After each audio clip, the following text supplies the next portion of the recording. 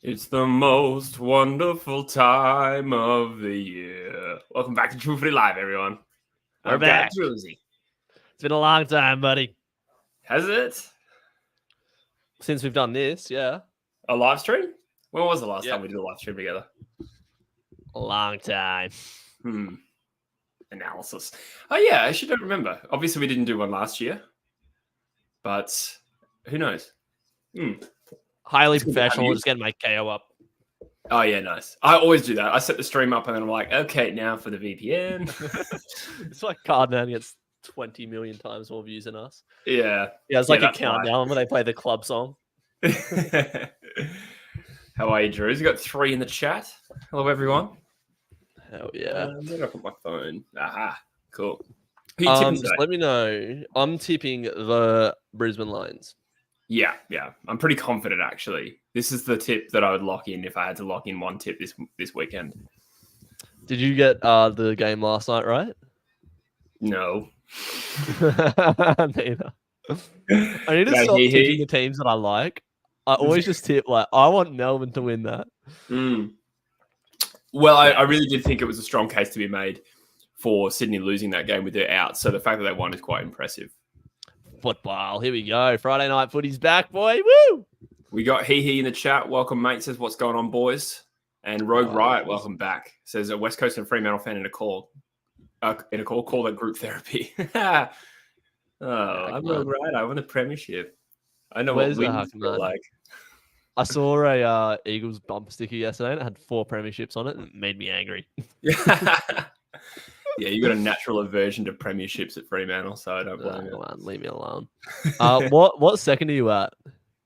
38, 37, 36. Yeah. All right, sweet. Oh, nice. That's all right. We're on. I just finished at the gym. I was at a hot date. Oh, yeah? Did my MCL. Yeah. Oh, you actually had you had a date at the gym? That's a throwback. In my MCL, working in the gym. Saw Jesse's dad. I said, "Hey, Kim." Did you know that you're a true? I don't know if anyone will know that. Results from my injury. Yeah, it was a weekly vlog. Stay tuned for Druzy's album. That's your album, bro. Did you watch the game last night? Yeah, very good. Very enjoyed it. Very much. Very enjoyed it. Very enjoyed it. Max Gorn got bitched by Grundy. I thought that was the big story. I forgot where the stats in the end, but he did probably lose the battle. Yeah, I didn't. Grundy was best on ground, I think. For mine, who was the other one? Heaney. Oh, Viney was really good too. Actually, Viney might have could have gotten 3 votes, but they didn't win, so it might not be him. Yeah, Grundy. I might have to get on the Viney tonight. Ooh, what does that mean, Vino? Yeah, I don't know. Lockie Neal, Danaher, Snap. How's it gonna bounce? Oh, could that be in the back? Am I well in sync with you? Yeah, pretty much. Yeah, mine skips a little bit at times. I think because it's VPN. All right, I'm gonna get the live chat up right now. Chat, get in the chat. Yeah, chat. Chuck a like on the video if you can, guys. Rogue Rice this is actually slick, though. I love this. It's looking pretty good. Yeah. We should have Joycey joining us at some point. He said the missus is taking the baby out this afternoon, if you know what I mean. And I was like, heh, afternoon wank. I wonder how delayed we are. Let me listen. Yeah. Not much at all. Really? That's hot. Yeah, StreamYard's good. Darth Jar Jar's in the chat. Joof is in. Yep. Hello.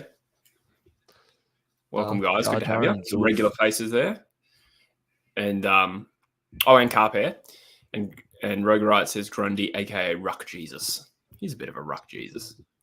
Yeah. A bit hipstery as well. So we got Luggage. Oh. 3, 2, 1, go! Do we do that? Jeez, he certainly doesn't have any baggage to check in. Great goal. You didn't need to pay extra for the checked bag. Yeah. What? We travel. That was a great goal.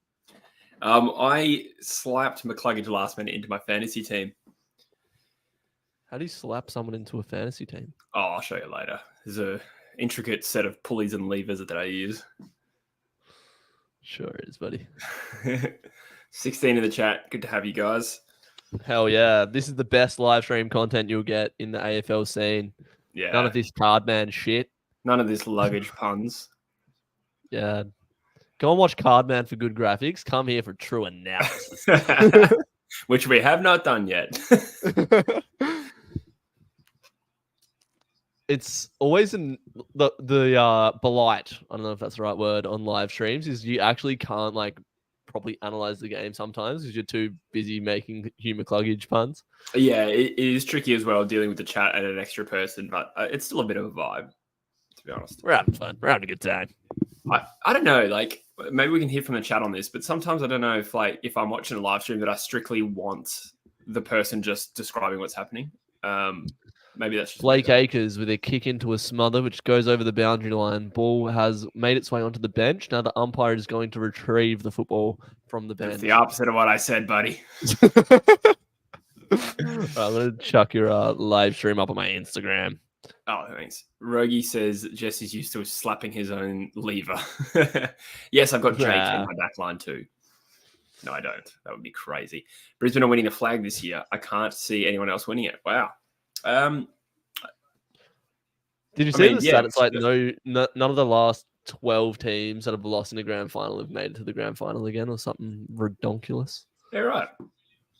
I don't know if that's the right time frame, but that's a stat. Yeah, the following year, probably not. Big bump. That was like a good clean bump from Charlie Cameron. Yeah, I did notice Cam Rayner's playing a bit more like centre, like on ball. He did that in the preseason play well, and I did notice he won a clearance a few moments ago. So, interesting one to watch. I'm trying to think of the last team who lost a grand final that made it the following year. Collingwood in 2002 and 03. Oh, and West Coast in 05-06. Yep. St Kilda 09-10. Yep. But that could be the last. Yeah, what did I say? 12 years, close enough. Yeah. See, they prefer our commentary to BT and Brayshaw. That's the way that this YouTube shit's going to trend. Everyone's going to get sick of the old boys and want some fresh, relevant faces. Cheers, Rogie. Harry Mackay. Yeah, thank you, Rogie. Right. Should be a regulation kick. That's a goal. Yeah, it is. There's a whole block of Blues fans. I reckon there's as many Blues fans there as there would be Brisbane, eh? Probably, yeah. I just realized the chat was telling us the real answer. It was Hawthorn 12 and 13. If I'd just kept thinking down the path I was going, I would have gotten there eventually. I was going from 2002 for some reason.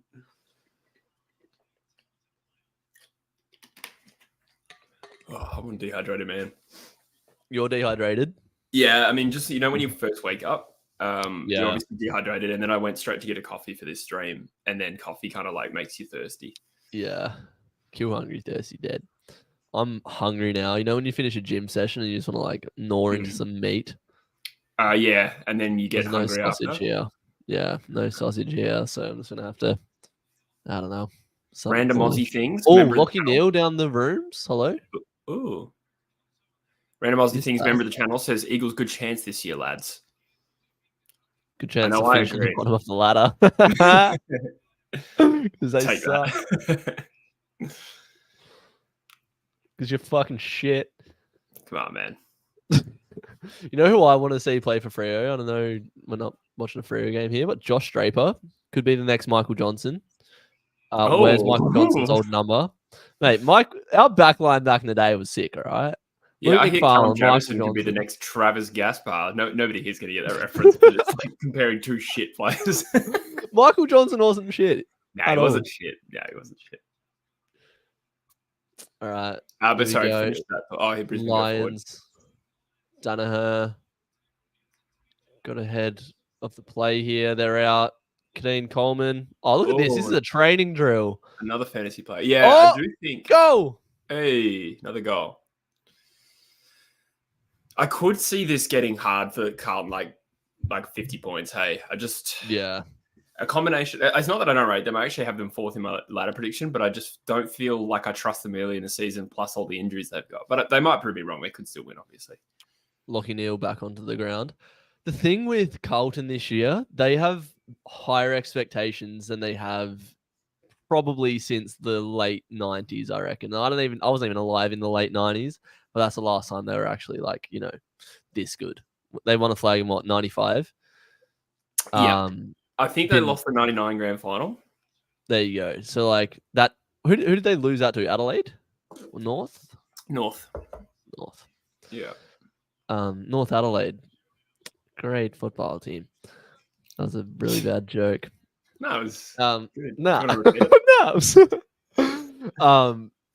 Teams often fail to live up to expectations. Most teams.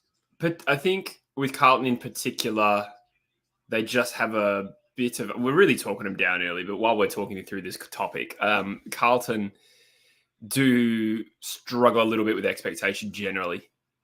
Yeah. And their reputation is something they'll need to overcome. But I mean, there's a totally different group, a squad of 40 now, so like different coach. So I don't know how much that really plays. I still think Carlton are a level below Collingwood, Brisbane, GWS. I feel like there's still a divide. Like there's a gap between the tip top of the comp and Carlton. And Carlton are probably in that next second group. If we're thinking like a tier list of best teams in the AFL, I reckon you'd have Carlton in the second tier still. I would say that in the final series, like the form they were in, I think they were all in the same tier. I think Collingwood was the best, obviously. But if we're doing a tier list, I think Carlton was in that group. But I think what sets them apart from all the other teams you just mentioned is a lack of proven reliability in finals. And it's home and away form, isn't it? Yeah. So GWS, while they were the same as Carlton with their late season finish, they have at least played in a stack of finals, played in a grand final. Like a lot of those players are still around. Mm-hmm. But they kind of also need to improve their home and away form, generally speaking. And Brisbane and Collingwood, obviously, we trust them in finals. Like you wouldn't be necessarily worried about either of these teams showing up to a big final and choking. And to be fair, though, Carlton did pass that test in 2 finals, and even in the prelim final. So. And those finals wins, they're like you can chuck them like on your tool belt. It's like big win, experience, what you do learning. With finals wins. Yeah, put them on your tool belt. I've been watching a lot of Dylan Friends recently, and he says tool belt a lot. Just get back to the chat here. First of all, just points out that the Sam Walsh Brownlow bowl call is not looking good with his back issue. Yeah, I've already kind of gone back on that. I think he's out for the first 3 weeks. So I was going to say, where is he? I didn't. Yeah. Yeah, his back flared up, so he's out for the first 3 or 4 weeks, something like that. Who's wearing number 8 for the Blues? Can we get a confirmation of that in the chat? I'm not good with numbers. I really don't know players' numbers. Hey, I really don't. It's a new player because I don't recognize him, and I know every player. Yeah. 8, that's quite a high number for a new player, unless Holland's changed numbers or something. I don't even know what number Holland's. It might be the other Hollands. Oh, right. Rogie says Fogarty. Is he small? Fogarty. He's got long socks. So the best I can do is he's got long socks, and I don't recognize him. Didn't actually look at the teams. Carpe's asking where's Robertson, but I never actually looked at the 22 for this. Good goal. Opportunistic from Dane Zorko. It is Fogarty. Who's Fogarty? Where the has Fogarty come from? 2017 draft to Geelong. Started his career well, faded. Now got traded to Carlton and is fringe. There you go. Who was it? Sorry, Random Aussie Things. By the way, Random Aussie Things has a great Instagram page with that same name. So if anyone wants to go check it out. But he points out that he reckons Schultz Recruit of the Year for Collingwood. He's a good player. Very good player. I've got no further comment. Mm-hmm. I'm just having a look at the lineups here. Robertson not on the field, but he is not picked. That's what I was going to say. I don't feel like Robertson is a best 22 player for Brisbane. And he's a gun. We'll take him. He's kind of like a tagger, like at this point, like a defensive forward, because he only gets 8 touches a game. But I would have thought with Ashcroft out, I mean, he was already out end of last year, but Robertson did play in the grand final. Oh, he did? Yeah, he played in the grand final. Yeah. There you go.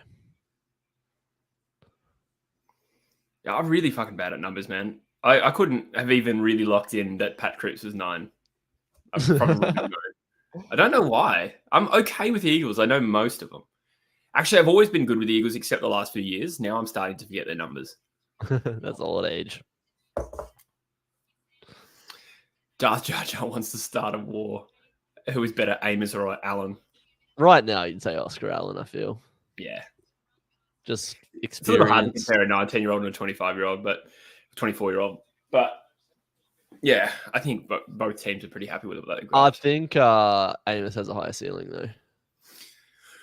I don't know. He depends how you define ceiling. I think Amos could certainly be one of those players who kicks also a lot more known goals. as the roof. It's typically when you look up inside.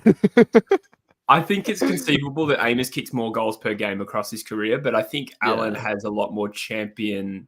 Well, not to say that Amos doesn't, but no, but like moments like I think Allen just like oozes like big moments, and I don't know. Well, it's too early to say on Amos. I haven't seen that as much as I have with Allen. Allen's doing that sort of stuff. Like he'll just take a massive hanger. Zorko kicks his second. This is a bad start for Carlton. So that's how I would distinguish the two. But Amos is going to be a reliable goal kicker. But for context, just to put you in your box a little bit, Jack Darling kicked way more goals in his second season than Jai Amos did. Yeah. Well, see, when I watch the Eagles, like Jack Darling isn't a player that I dislike, but I feel like he cops so much stick from West Coast fans. Yeah. Like he looks from the outside looking in, and obviously every fan of their own club knows more, such as you. But like when I watch the Eagles, Jack Darling's usually doing good things for the most part. He's like serviceable. Yeah. It's like he's just a pro, right? Like he's not a superstar. Has he ever been All-Australian? Yeah, I'm pretty sure he did in 2019, I think. Yeah, he's a legitimate gun. The reason why, to diagnose it really simply, why he does get the hate he does is because for every champion moment he does something that no player should do on a football field that is so dumb. Just like clangers. Yeah, like a couple of grand final drops. One in the one we lost and one that we should have, after the Sheed goal. I don't know if you remember, he dropped it on the goal line. Uncontested, like it was a certain goal. Like, should we hit him up? It was a certain goal. We would have won, and Jack Darling dropped it, and it got balled up. Imagine Collingwood go at the other end and kick a goal after that. I don't know. Not like we've all thought about it. But he does stuff like that. I do like him. Like he's gonna probably hit 300 games. So one thing West Coast have always had is like good forwards. I don't know who did you have like 2006? No, we had a rubbish forward line then, but the midfield made it look good. So it was Lynch. He did kick 65 goals, but he also had an amazing midfield. And Ash Hansen. Ash Hansen was okay. Yeah, right.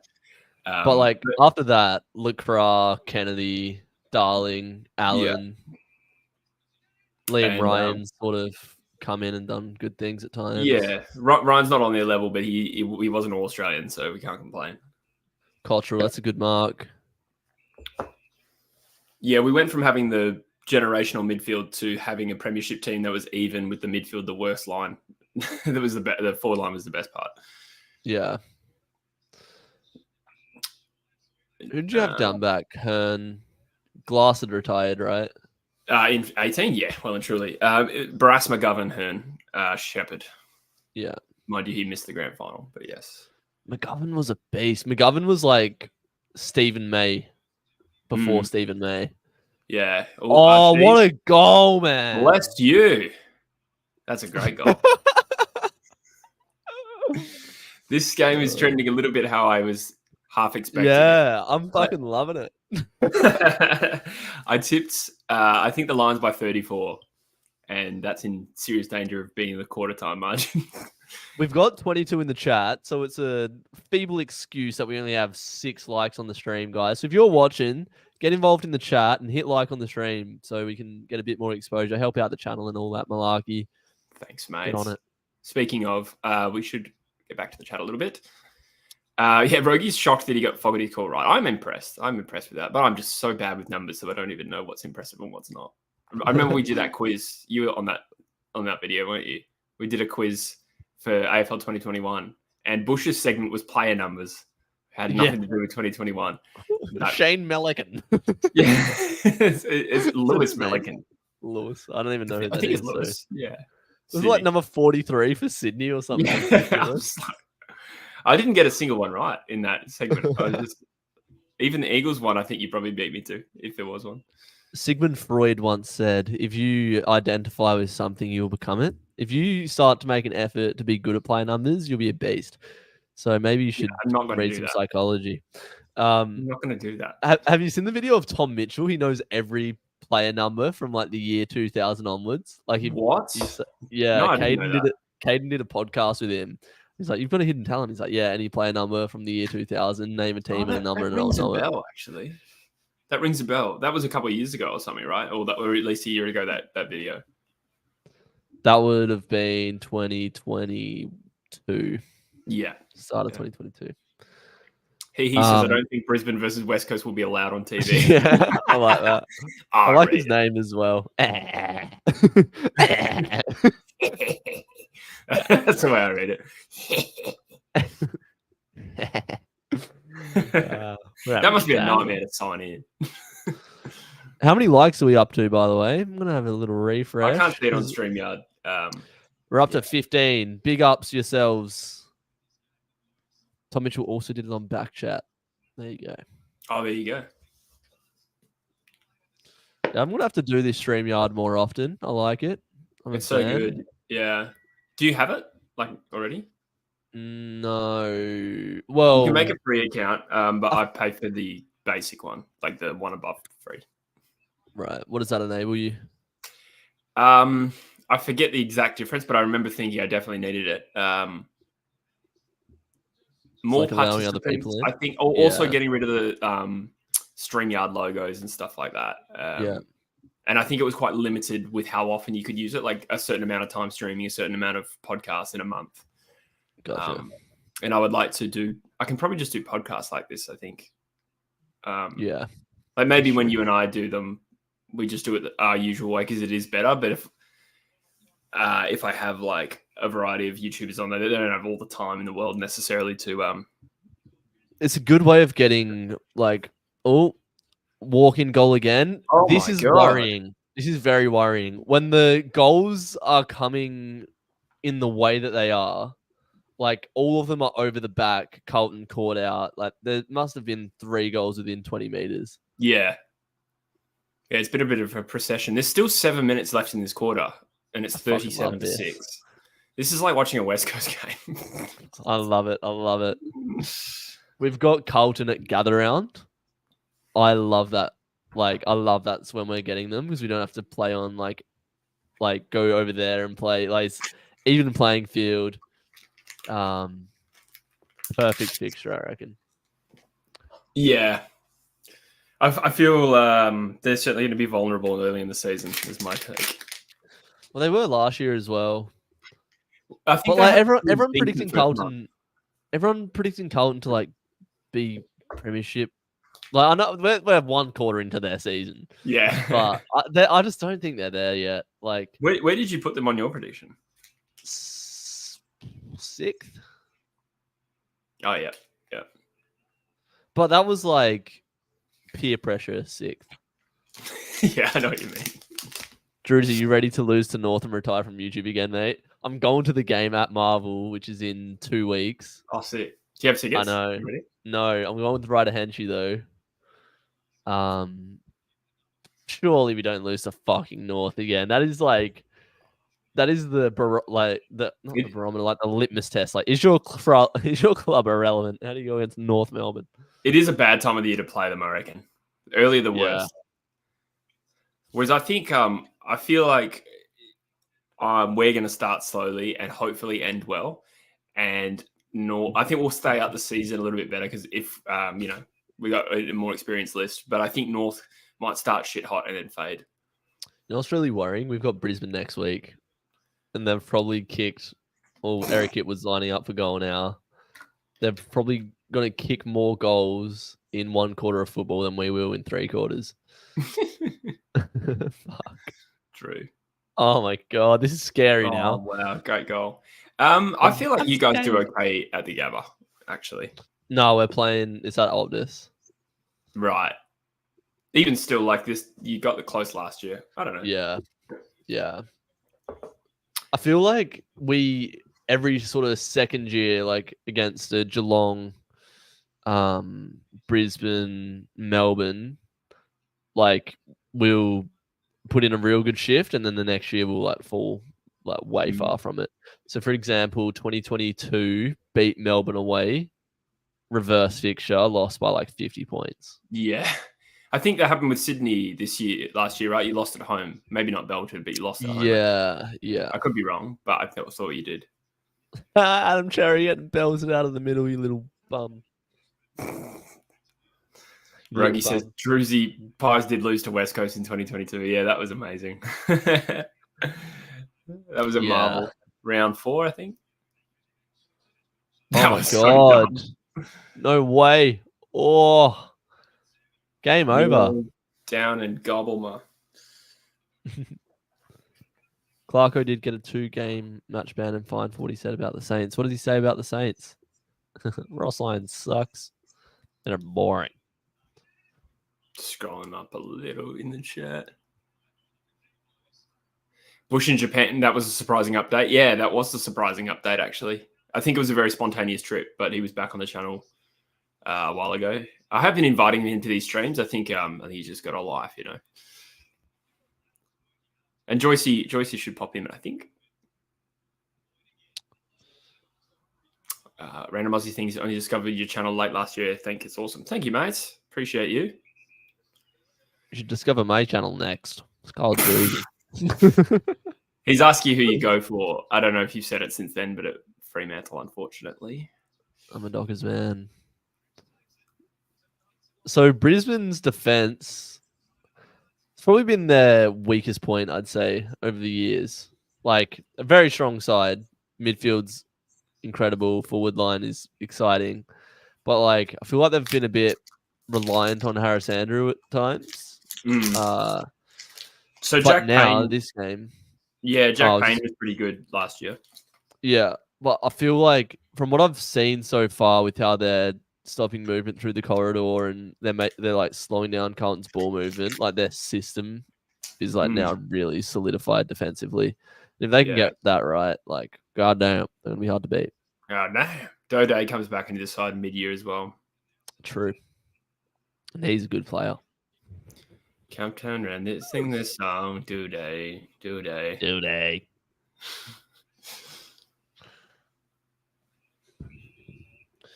Carlton Premiership favourites Blues. G'day, CJ Coast. But like, this is what I mean. The expectation on Carlton. This is massive news when they go back to Melbourne next week. They went up to the Gabba and got pumped. They will get slaughtered in the media for this, eh? Yeah, the pressure is immediately on. True. Yeah, that's a fair point. Yeah. G'day, blokes. I'm going to Optus Stadium. West Coast versus Essendon is 3rd tier. Good for watching. You can't really get a bad seat at Optus. I've never actually sat in the 3rd tier, but isn't the 3rd tier the best? That's like the middle tier. Yeah, no. We sat in the 3rd tier. Oh, for the prelim? No, I reckon where your seats were was 3rd tier. Oh, no, I was a member. I was on the 5th tier. Oh, is that 5th? Yeah, I was in the top tier. Yeah. Yeah, which I loved. I see that as the 3rd tier. I don't know why. Because it's the 3rd tier, but it goes 1, 3, 5. Right. I don't know why. I like if 3rd tier is the middle, would be elite.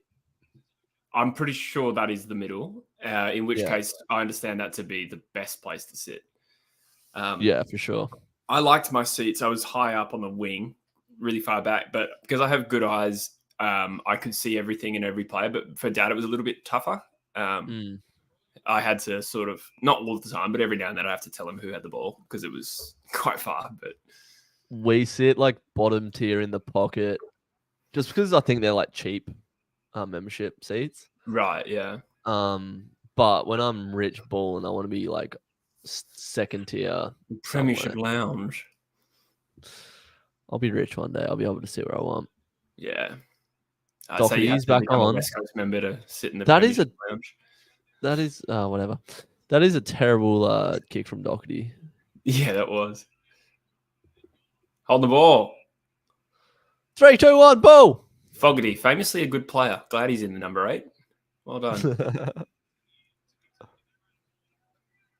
Yeah, I need a goal here. Is this Ollie Hollins or Elijah? Ollie.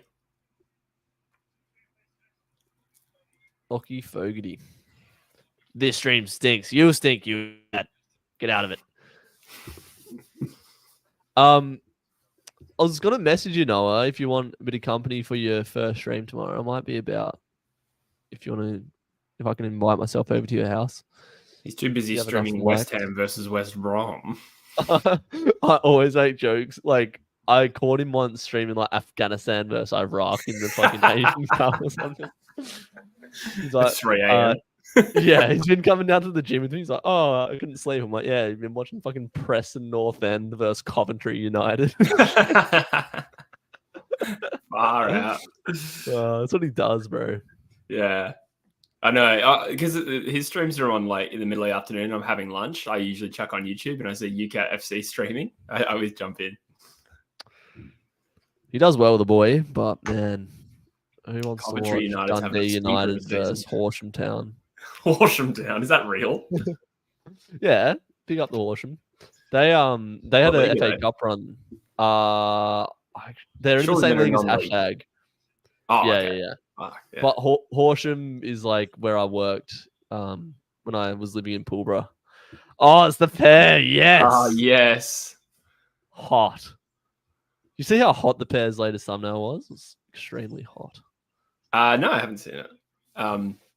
There are two things in life. Maybe you want to watch a Port Adelaide video. There are two things in life that come in pairs: socks and druzy. Good night, America.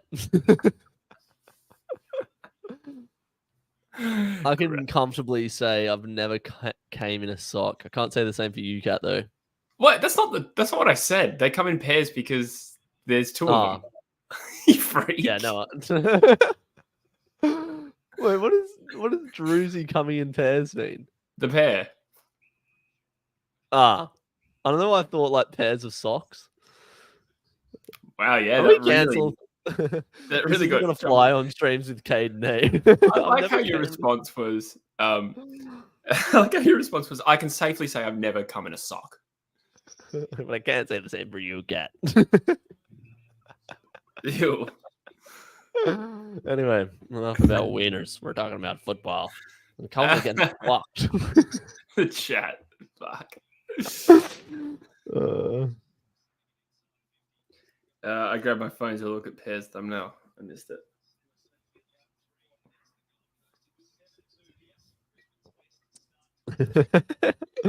I've got the audio. Oh, Joyce is in the chat. Let's get him in. Hola, senor. Hello, mate. How are we? Here we go. Good, mate. Good, mate. It's been a hot start for the Brisbane Lions. Have you been catching it? Yeah, I've just settled down to watch a nice close game, check the scores. Yeah. How's the chickens, Druzy? Looking after them? The chickens?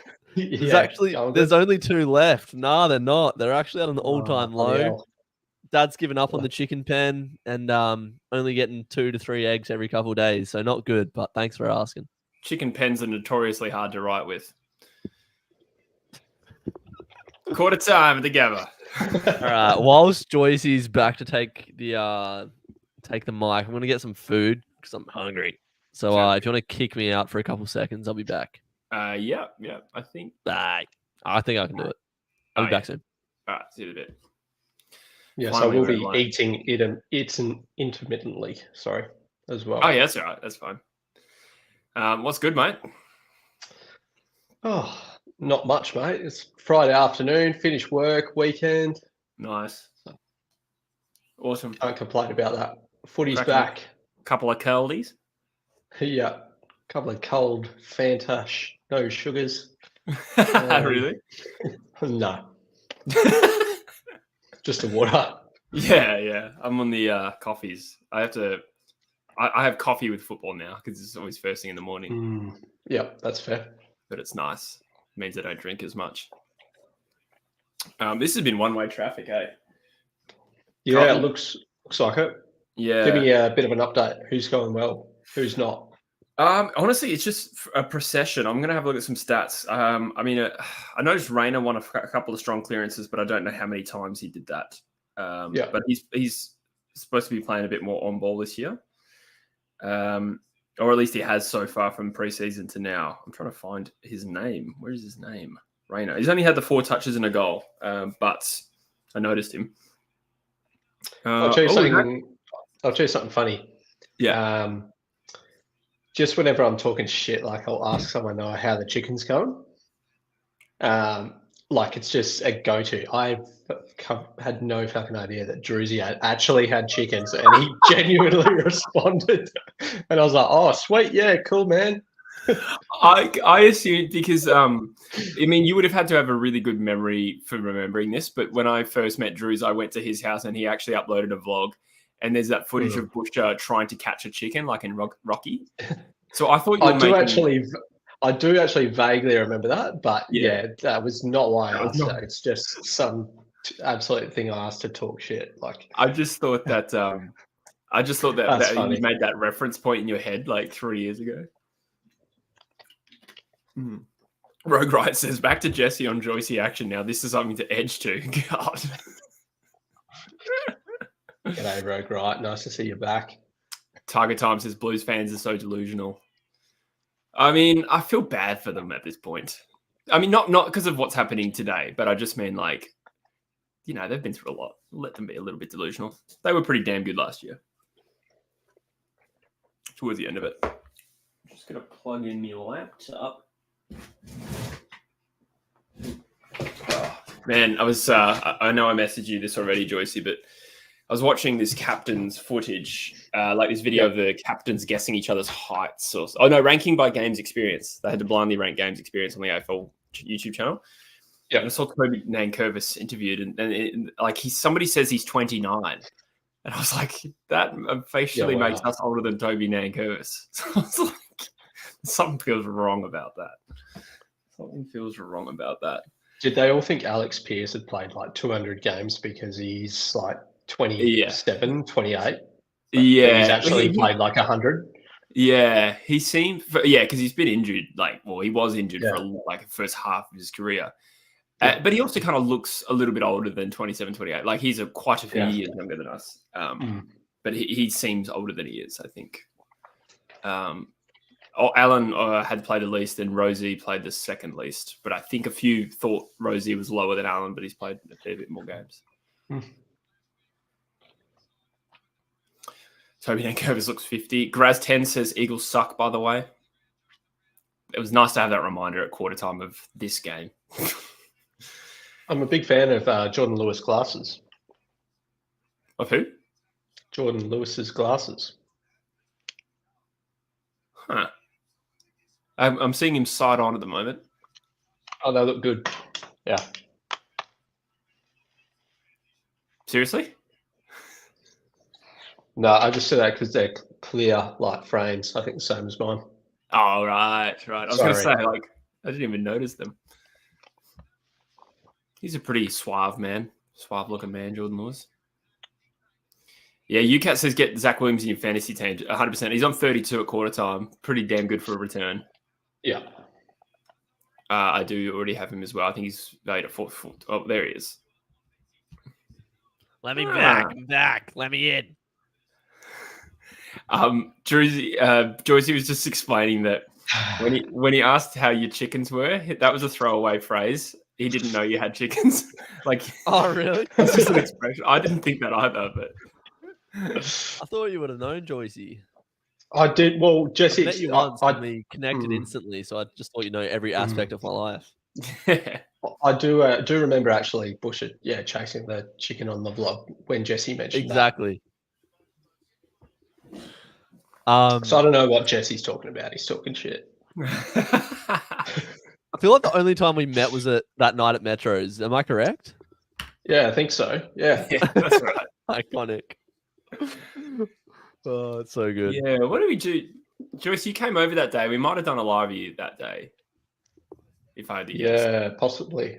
I think we certainly, I reckon we made some content because that's kind of like how I socialize. I'm like, yeah, come over, be in the next True Footy video. Yeah. But yeah, and then I met you guys out, you and the Misso. And Busher as well, I think. Was it? I don't know, but Busher has a habit of dipping early from nights out. So he might have been at the start, but I don't really remember him. He certainly wasn't there later in the night, I don't think. Was it the same night as when we had Bush's mate from the Outback Hoops experience? Was that same night or was that a different Metro? I reckon different night. That was a night we went out with. Yeah, that was Corey. I think that was a different night. So many Metros nights, can't even keep up. They were all around like a 2-month period though. Yeah. Remember getting back from Metros and I was just like laying on the lawn out the front of your house, like, Jesse, chill here. I don't want to go to bed yet. Yeah, you're like, we're gonna have a hype to hype. I'm like, no. When do West Coast play Brisbane? Is he is asking. So we play them late in the season at home, and I don't remember if we have a gather. I will just look that up in between. Good thing we don't play them anytime soon. Yeah. No, we play him next week, round 1. I miss Busher. Real shame about him getting incarcerated, says Rogue, right? Yeah, well. Yeah. It's only a matter of time.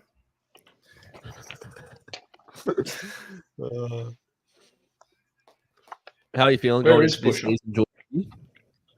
About Freo? Yeah. A tough one. I was pretty confident until the Port game, but I'm trying not to read into it too much, I guess. What about you?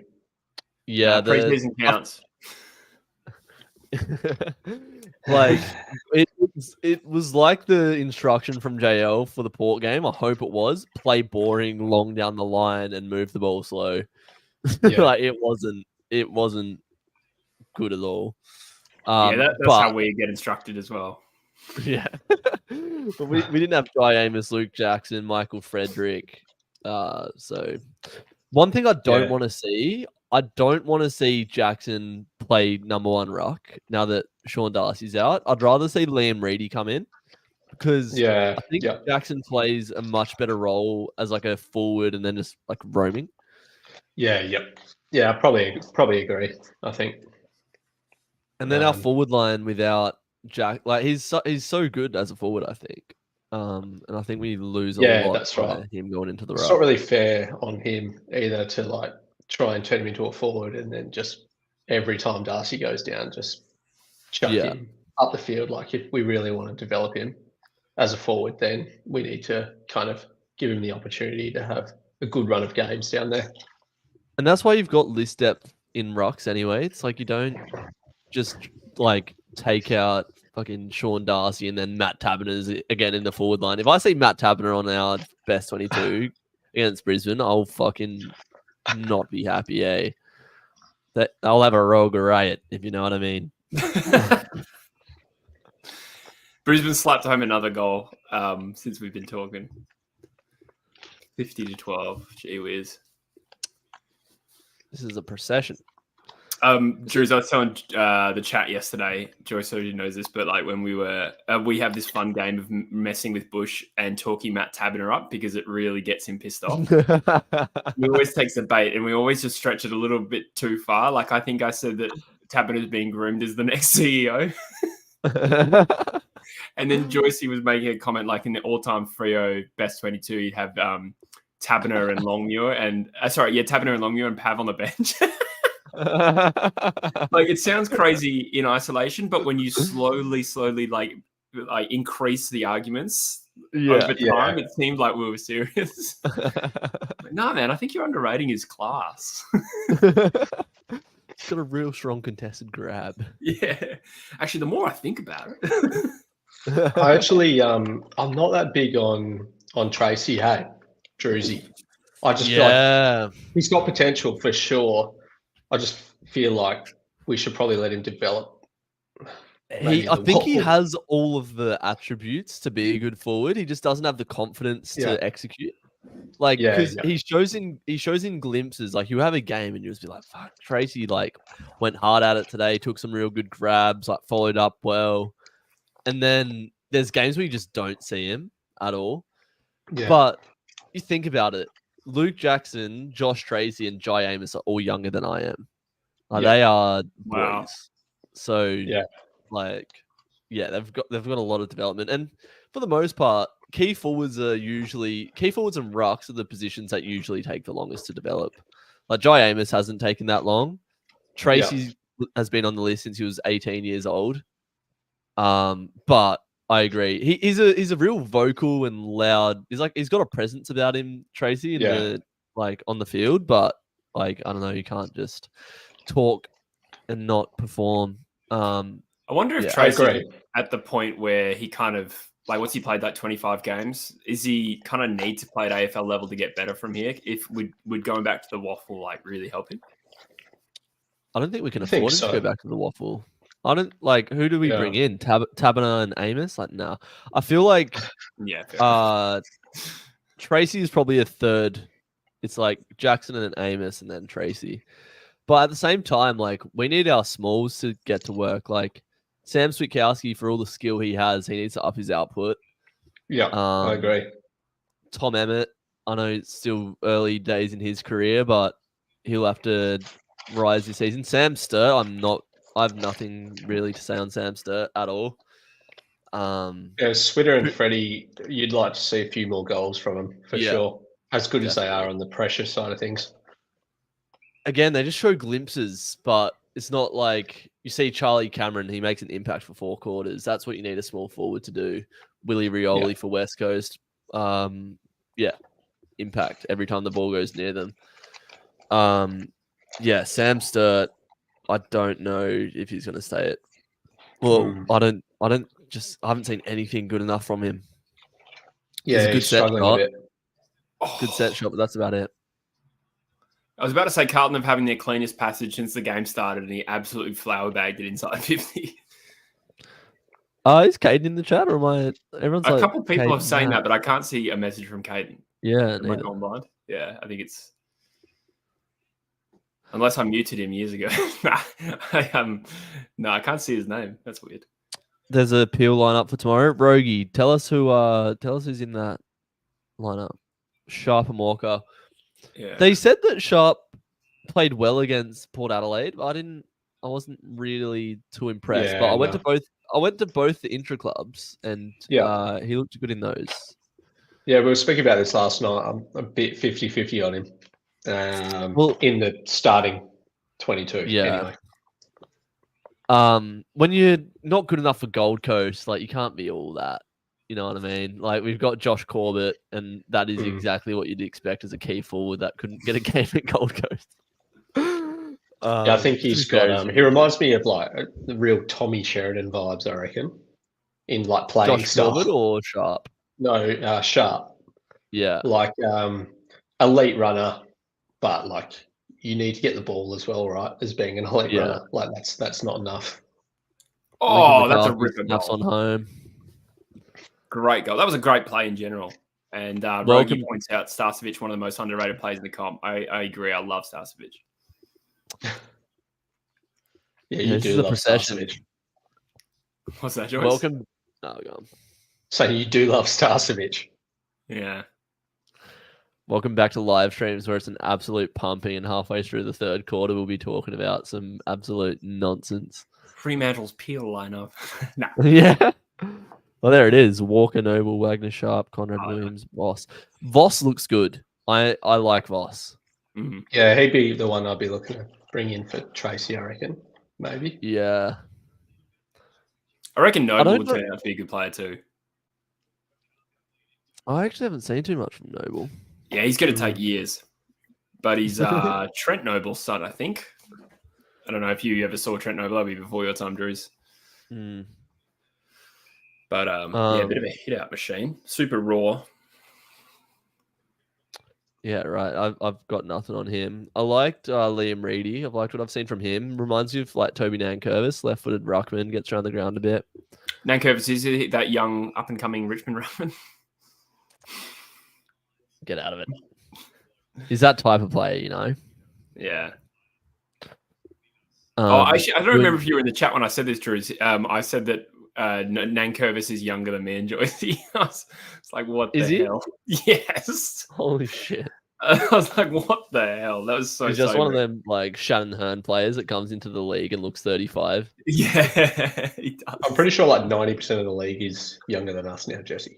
I know. But Nank, though, like, if I was around Nank, I would have thought he was like my older cousin. Do you know what I mean? It's like, oh shit, you're a year younger than me. So what are some other players that are younger than us? Busher has been. I was going to say Busher has been called a Kmart Blake Hardwick before. I think. Blake Hardwick. I need to Google what he looks like. I know, and obviously know who he is, but I need to compare him to Busher in my head. Someone's asked if I'm doing 9 things this year in the chat. I am coming out Sunday morning. Keep your eyes peeled. Well, it's only 5 things this weekend because there's only 4 games. I'm thinking of launching a new show. It's called the AFL Come Down, and I'm going to do a small show like that once a week. But it depends how many views it gets because because it's so much work to do a review, and if it gets take place on a Sunday morning at 3 a.m. Yeah. Live from Metros. Yeah. The Sunday morning come down. Track might come down. That's what I was going to say. You've got like just the tips and the come down. I know. Here's the depression meter. Yeah. Oh god.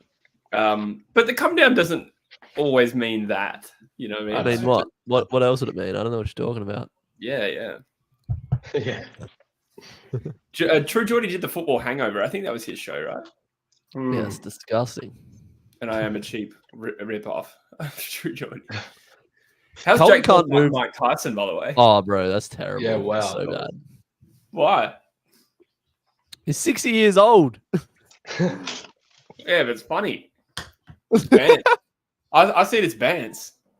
And I think that's why Jake Paul's doing it. I don't think he's doing this as a serious like statement. I think he's like, fuck, Mike Tyson wants to fight me. That is so cool. Out of all the fights Jake Paul's been in, I hope this one is like staged and just like a bit of a scrimmage, a bit of a stick and move. I think it will have to be an exhibition. Yeah, he can't knock out Mike Tyson, bro. He's 60 years old. Yeah, he can't. Like Jake Paul can't win in this scenario. And he's like heavyweight boxer, 60, right? Which is actually like 90 for everyone else. Yeah. 100%. But he is still going to be tough, I reckon. I reckon he'll be a tougher fight than Andre August and Brian Borland for sure. Yeah, imagine if all the fights that Jake Paul's had. That's sad. Well, both of those were in the last like 3 months. Imagine if I doubt this will happen, but Mike Tyson's really bad, and it's just Jake Paul beating up a 60-year-old man, like on paper. That's what it's more likely to be, to be honest. Yeah. I think Jake will fight hard, but I don't think he will be a dick about this. I think it will be a bit like Anderson Silva. I think he'll be respectful. Yeah. Back to the football. Carlton cannot get the ball past halfway. Yeah. No, I'm loving it. I'm scared that we're playing Brisbane next week, though. Rogie says if Jake Paul loses, that would be the funniest shit ever. I don't know if you can lose an exhibition, so I think it is possible he gets knocked out, but doesn't go on your professional record though. Hey, it doesn't go on your professional record, I don't think. Correct. Yeah, I think it serves a couple of purposes. First of all, it's like entertaining. I think it's a bucket list moment for Jake Paul, but I do actually think this could like be good experience for him in the sense that like it'll be better than when he fought Andre August and Ryan Borland. Like it is going to be a little bit tougher, and therefore like he gets something out of it, even if it doesn't make it tougher. He's fighting a 6-year-old man on Netflix. Yeah, but you watched the Ryan Ball fight, man. It was like he was in there with me. Like they're just do not fight. Hey, they're just like fights to pump up his record, and like that's all it is.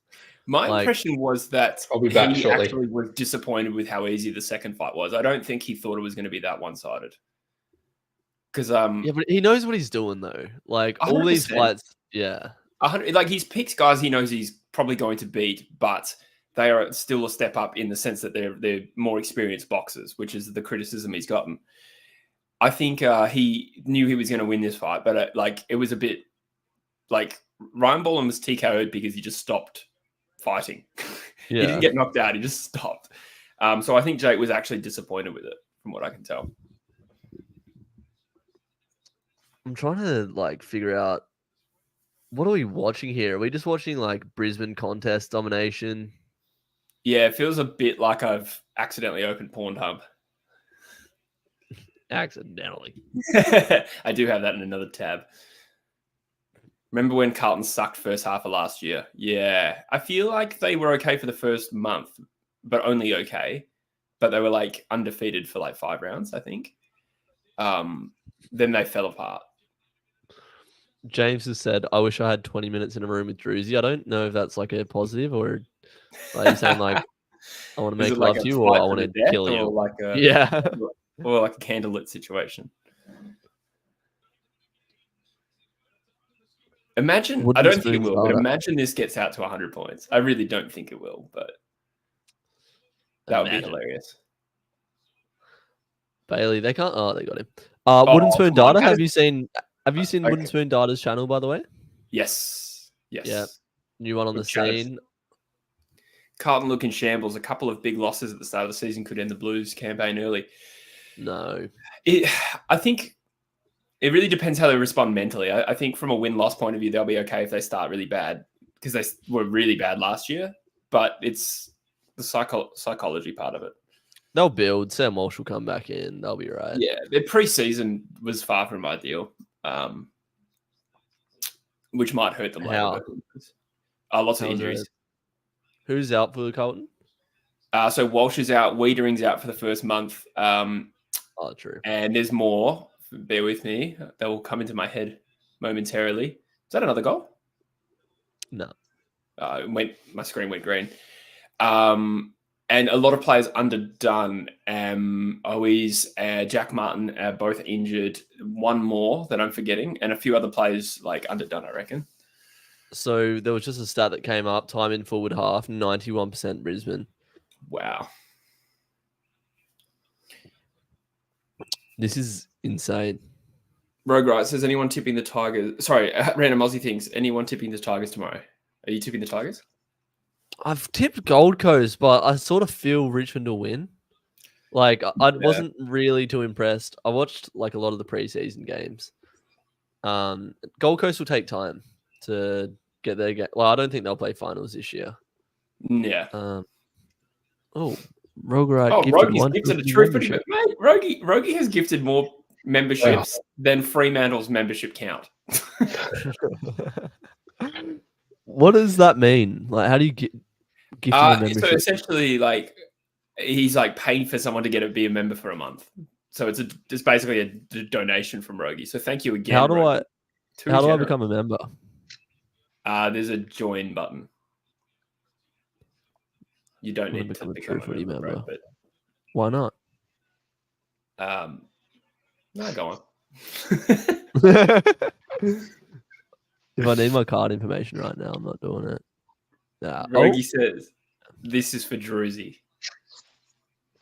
Thanks, Rogie. I can't see on StreamYard who that went to.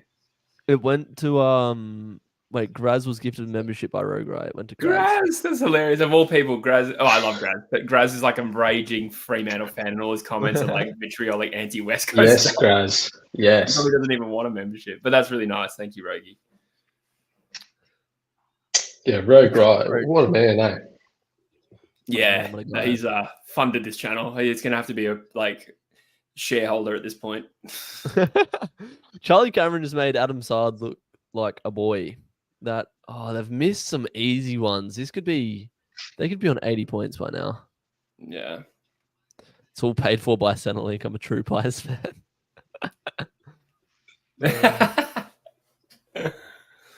Thanks, Rogie. Nice finish. Mason says the con is heading on. I'm heading to work. The pro is Carlton's getting pumped. Did you guys just see the goal? Are we up to the same point? Nope. No, we're at 6:48. Where are you? 6:38. Oh, yeah, here we go. There's a goal. 3-2-1 goal. Carlton's got a goal. That's the cleanest passage. Gross. What a gross use of words. I'll pause mine at the bounce down and then tell me exactly when the bounce down's coming and I'll start it. Nice. So we can all be on the same page. Hot stuff. Could How's that be being a dad, Joycey? Yeah, good, mate. Very good. Very good. Sick. I'd recommend it. Yeah. He's had practice with me for 15 years. 10 years.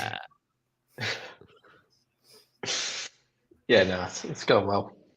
That's good. That's wholesome. How old's your do you have just one kid? Yeah, yep. Only one in Australia. Yeah, no, I'm joking. Yeah, only one. How old is it? A boy or a girl? A girl. Yeah. Yeah. How old is she? She's captain of the West Coast Eagles AFLW team. Yeah, yep. It's actually Daisy Pearce. She's the coach. She's a very young-looking 70-year-old. She's about 15 months old. Yeah, okay. Next week. Yeah. Nice. That's pretty awesome. Please don't tell me you missed the centre bounce. Oh, Fuck. we did. I was engrossed in the conversation. I've been sitting here with it paused the whole time. I'm so sorry. Skip to all right. So there's just been a goal review, 6:02. Oh no, they're gonna stop for a goal review. We're talking about babies. Yeah. True baby. Clearly touched. Righto, I've sped up to 6:02. They're zooming in on the goal line at the moment. Yeah. Yeah. I'll let you know. Decision on scoreboard. Grace says, Zoom cheers out, for the membership, crypto.com. Rogue Riot. Also, Eagles are the worst team to ever exist, Jesse. All right, ready for the kick in? Yeah.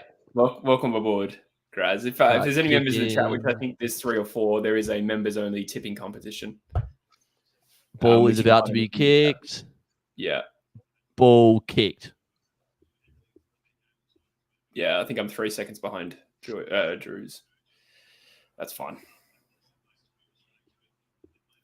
There is a Spanish radio commentary option. Mate, the effort that must have taken, unless it's AI, to do it for an audience. Spanish commentary on AFL.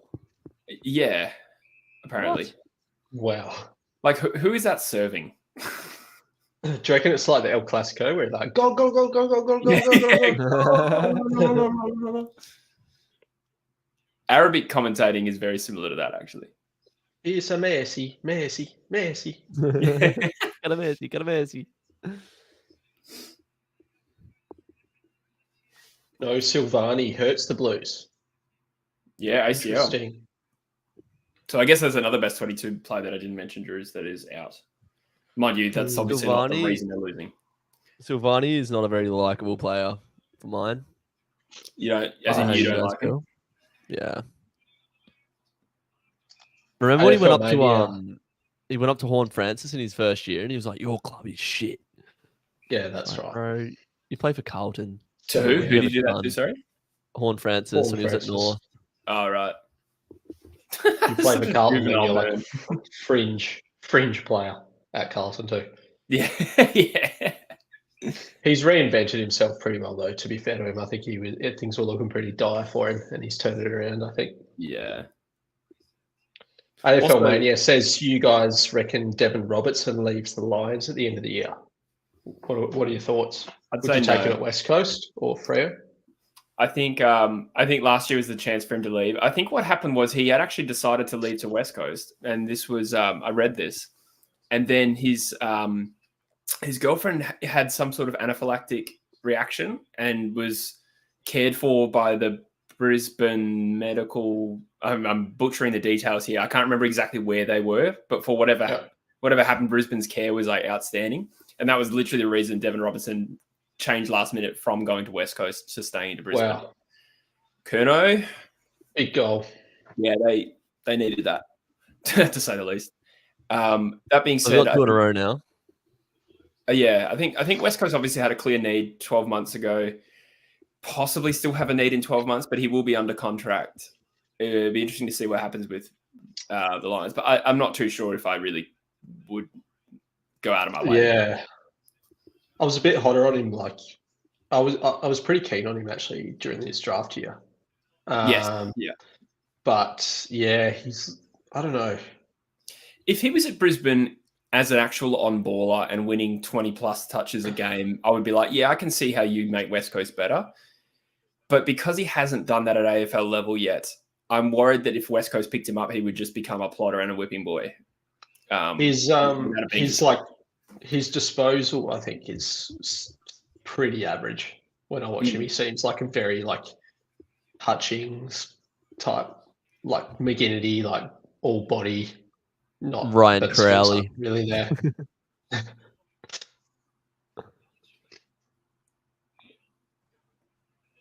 I think I got some stories about Ryan Crowley that are not stream friendly.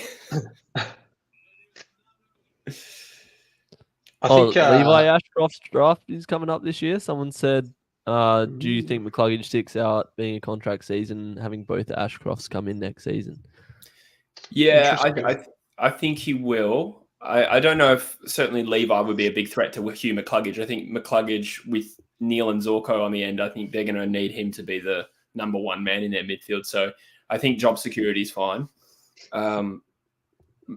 As for whether him staying, I think he's pretty much openly said he's never leaving Brisbane. That's a big nut. You wouldn't want to leave Brisbane, in my opinion, right now to go to like Richmond, St Kilda or Essendon. 3 clubs I think would probably be on the market for him. Carlton are getting after it now. They're hunting the ball a lot better. Harry Mackay straight in front, missed. His set shot is so weird, man. He kicks the ball so flat. Like, that came off his shin. Yeah. I don't understand why he struggles with it. It's so psychological. Yeah. But, like, you'd never have confidence with Harry Mackay going for a set shot anymore, whereas 2 years ago he was banging them in, or 3 years ago. I'll be back 60 seconds. I'm just going to get a water. Go for it. We'll have to have some dinner at halftime, I reckon. I'm starving. So where are you at these days, Druzy? I'm in Perth. You're back? Yeah, I've been back for 3 months. I'm living sort of just near Mandurah sort of way. Oh, yeah. Sweet. Bit further up. Don't want to dox my address, but I'm moving to Melbourne in 2 weeks. Oh, sweet. That'll be awesome. Yeah, it's going to be good. Chase the YouTube dream and that. See how it goes. Like it. Yeah. Are you Douth still? Yeah. Nice. Still in the southwest. Couldn't see myself moving from down here, man. To be honest. When you got a family just a fart, Dad. Grow up. Bye. What? No, honestly, when you're like at that point of life and you've got a family and a wife, it's like you just want to live somewhere where it's chill and that's right. Yeah.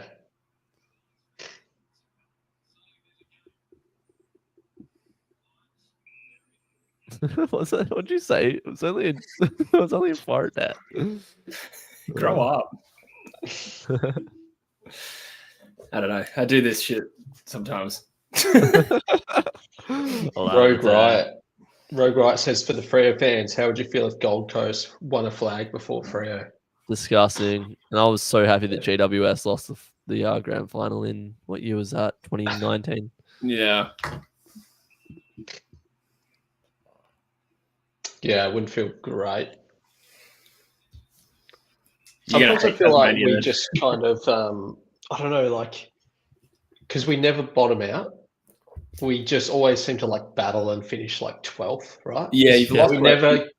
We never get access to like the Dacoses, the Harley Reeds, like the elite. Like we're always getting picked 6 to 8. Well, you did actually have a bottom 3 finish, but you did trade it for the Cam McCarthy deal, which became 7 and Griffin Logue, I think. Yeah, that's right. Obviously, we had Brayshaw and Chera. That was pretty good one. But just generally, we haven't had like consistently year on year like Melbourne and Carlton. Like, I don't know, and I'm not necessarily complaining about that either. Just an observation could impact things. I mean, with pick 2, Brayshaw, you probably picked the best play. I don't want to shoot from the hip here. I'm thinking how many players were better than him in that top 10. Chera's on current form, but like you picked him anyway. Am I right in saying that was the same draft as Rosie and Butters? No, year after. Year before. Yeah, that's right. I mean, LDU is a pretty good one as well, but I'd still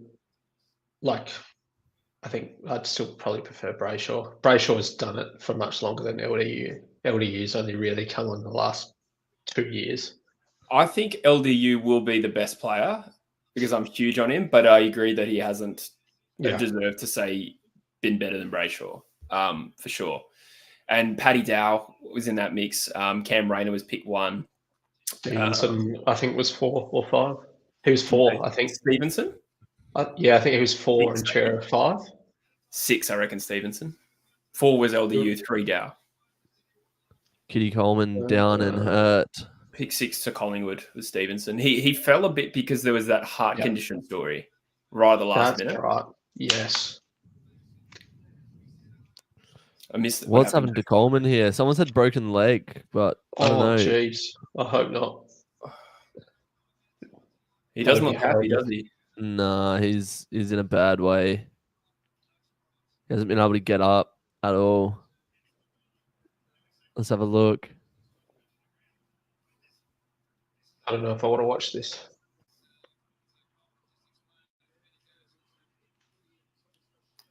Kind of like almost kicked his shin like into the Carlton. Oh yeah, that could be a broken leg for sure if that's what's happened. I only saw it fast, but if he kicked, that's how legs get broken. I'm gonna go have my dinner at halftime, so I'll be back. I'm gonna go smash a feed and then I'll return. Good, man. Didn't you already leave to eat? Okay, he's gone.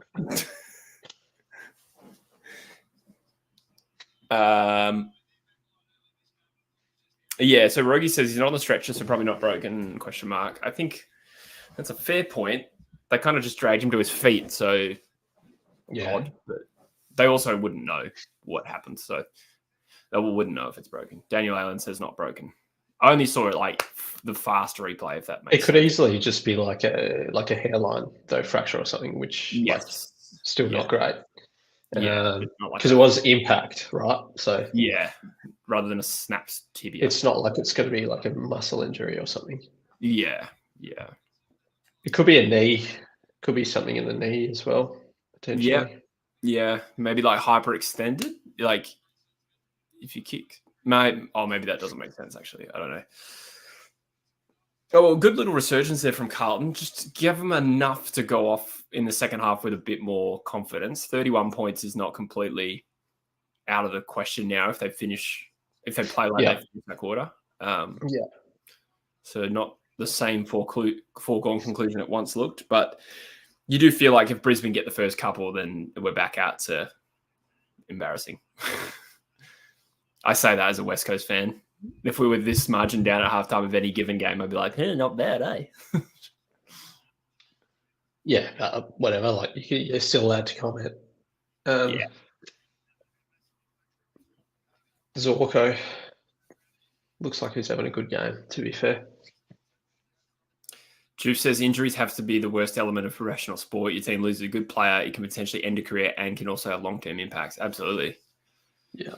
It is so deflating, and it really does have an impact on like how seasons go. Not all the time, but like I was thinking when you look at a lot of wooden spoon teams, not just West Coast, but like over the years, there's often a common thread, and a lot of the time they do have a horrific injury run. Yeah, and that can be the difference between you being 14th to 16th or dead last. And the same thing going into a final series. Yeah, I mean that's what I was talking about on the podcast the other night.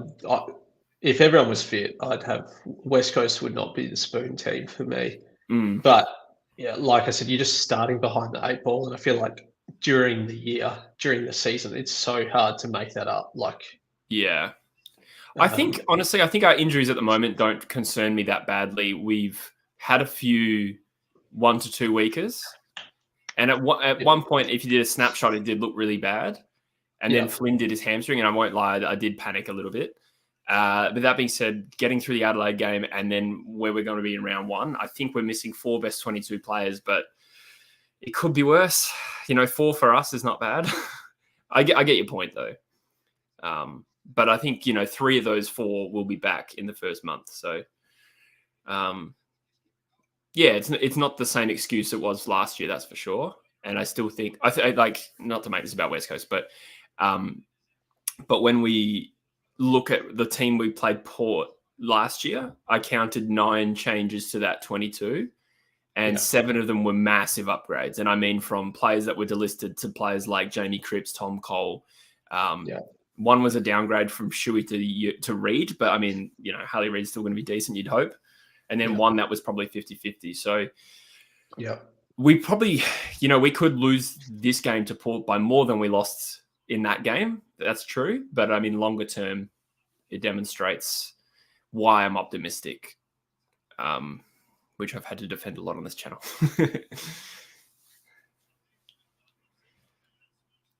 We're working on a consistency. If players didn't get injured, have mega low impact. Ladders are interesting so far, but trying to figure more out.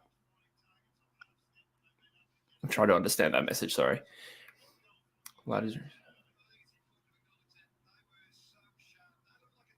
so you mean like a ladder if there weren't injuries? Sorry, Wooden Spoon data. My brain's not braining.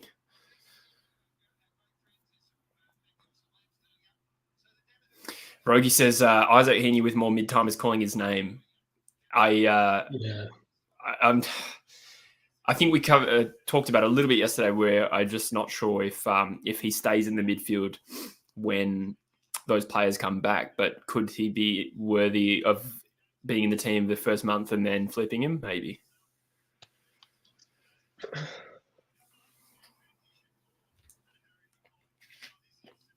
Wooden Spoon Data says bang on. Probably not the best explanation. No, I get, yeah. Okay. That would be hard. So you're trying to predict ladders if injuries didn't happen. Keen to see it. What's the most like result defining injury, like season defining injury? If you could think of one injury that's impacted a team's ladder position or how they went in the finals, that's a good one. That's really tough. One. Yeah. I think there's a few big ones, but then, in isolation, there's plenty of times that good teams overcome those bad injuries. But I think... I was thinking Gary Ablett at Geelong when he broke his arm in the first quarter. That's probably the best answer, actually. Yeah. Yeah. Did they lose that game? I can't even remember. I think they did, right? Probably. They certainly, fell off a cliff after that, I think. Is Gary Ablett for Gold Coast and it ain't close, says Rogue. Yes. Any others, though? That would be interesting. There's been a few cases where big teams lose amazing players, like Rance doing his ACL and Richmond still winning the flag. But I think it's probably more like having a group of key players underdone or unavailable. I mean, Judd's a big one as well. He missed a lot of games for Carlton, right? And probably could have had a pretty big impact. Yeah. For West Coast, I think Eagles fans will say, like, Judd was run into the ground in the 07 finals and then Cousins tore his hammy and we lost to Port by 3 points and we probably could have won that game. But we would have just played Geelong in the grand final in 07, and I would not have tipped us in that game. Yeah. So it wouldn't really have mattered. But that was probably probably as well. Fife played the final against Hawthorn with a broken leg. Yeah. And he actually still played like not that bad as well. He got like early 20 disposals. Fife in 15 is a good call because it wasn't just one injury. Like he had that bruised sternum. And yes, Fremantle still made finished top rather. But a fully firing Fife that in 15 that could have easily at least got we only just lost to Hawthorn as well in that game. I think it was like a goal in the end. I remember it being close. I think Hawthorn might have got a few late ones. I can't really remember. Yeah. It is funny to think that both prelims that you've lost, you would have played West Coast had you won them. Yeah. That is crazy. I'm almost glad now, looking back. Just the thought of losing a grand final to West Coast just like terrifies me. I don't think I would go into that grand final not enjoying myself. I'd be so nervous. I think if Hawthorn had say choked in that prelim and you'd played us in the grand final, I honestly think we would have started favourites. But probably you were definitely more of a form side. Like we're kind of hanging on a bit. But if Fremantle's first half of that year, if you had played like that all year and played us in a grand final, I probably would have tipped Fremantle. Even like as good as West Coast were going into that game, that I don't know if we would have beaten Fremantle with 5. We had a like very talented side then as well. I think, and we'd been there 2 years before as well, and you guys didn't play that well in the Grandy either. Like you didn't play your best. No. So, but who knows? Like it's all hypotheticals, right? Yeah. I'm just saying we definitely would have won. Fremantle definitely could have won. I do kind of think the reason we played so poorly in that grand final wasn't, I don't think it's so much being overawed or the MCG. I actually just think we couldn't match how good Hawthorn were. Yeah, I thought we were the form team of the comp going into that grand final as an Eagles fan, but I think that was kind of a justified belief. We'd beaten them in the final. But I don't think we had in us what gear Hawthorn brought out in that game. I don't think we could have matched it. Even our best version would have lost that game. So it is what it is. Isn't 2013 the only year where the team that didn't win the grand final was ranked better? Do you mean the other way around? I was going to say, I don't know. Well, no, Freo made the granny from 4th, I think. Mm-hmm. We were not the best home and away team that year. No, Hawthorn, that was the only year the minor premier won it since between them and Collingwood. Yeah. I'm not sure if that's what you're referring to. Well, that's what I mean. We weren't the worst. Hawthorn were ranked better than us, hadn't they, beat us? Yeah. Oh, thanks, Rogie. Rogie says he's enjoying the setup with the lads on calls. I agree. This is a good setup. We can still talk to the chat, and it's fun. Rogue Wright says injuries to our key backs in 2018 did not help. Rogie's a Collingwood fan, right? Yes. So Darcy Moore didn't play in the grand final. Ooh, yeah, that's a big one. Goldsack did that AC. He's not a key back, I don't think. He was kind of undersized. I can't really remember what you describe Goldsack as now. But he did come back, but off an ACL in less than a year. That was crazy. I'm trying to think who Collingwood's other key back was with Darcy Moore back then. Was it someone weird like an Alan Tuvey? Nah, Tuvey was a fair bit before, I reckon. Tom Langdon, I think, maybe. Tom Langdon, yeah. He played in the grand final. Again, I don't know if he counts as a key position, but Rogie can let me know. Tell you what, mate. I think Tom Langdon was pretty big. I think he was like 3rd tall. Yeah. He had a good grand final, actually, I remember. Rogie, we will get you on the stream, by the way. Absolutely. Let's get Rogie on. I'd be willing, tomorrow, Rogie, but I don't know if you'd be keen on a Collingwood game. I would understand if you didn't want to do it. If not tomorrow, we can do it another time. Oh, man. He's saying Lyndon Dunn. I don't remember Lyndon Dunn at Collingwood. Oh, man. Apart from the worst haircut, he had such a savage mullet and a moustache. Yeah, he went to Collingwood after Melbourne. I realise this is so bad of me not to remember that, but I think of Melbourne when I think of Lyndon Dunn. It's funny how sometimes, even though things are not that long ago, you forget you forget details like that. Daniel Allen wants to know, he says the Bulldogs premiership in 16 was the best recent underdog finals series. What's the next best? Um, The Hawthorn 08 one always sticks out. I know they were still a good side that year, but yes, Geelong were like overwhelmingly favourite going into that game. agreed. That's one of my favourite games ever, for sure. Yes, that was a good game. I agree. That probably is the next best. Even though I think it was first versus second, I agree it was a big underdog because they were young. Like they were a young team that had not overachieved, but surprised. I believe Adelaide were favourites going into their grand year with Richmond, right? Yes, that was a bit of a shock. They were home because they ground got pumped too. I do think home ground wouldn't have helped. Yeah, probably wouldn't have hurt. What am I trying to say? You know what I mean? That's a little bit of a leveler, but yes, Richmond went to a gear in that final series that nobody saw coming. Yeah, they smashed Geelong in the first qualifying final, and everyone's like, "Oh God!" Yeah, or at least that was.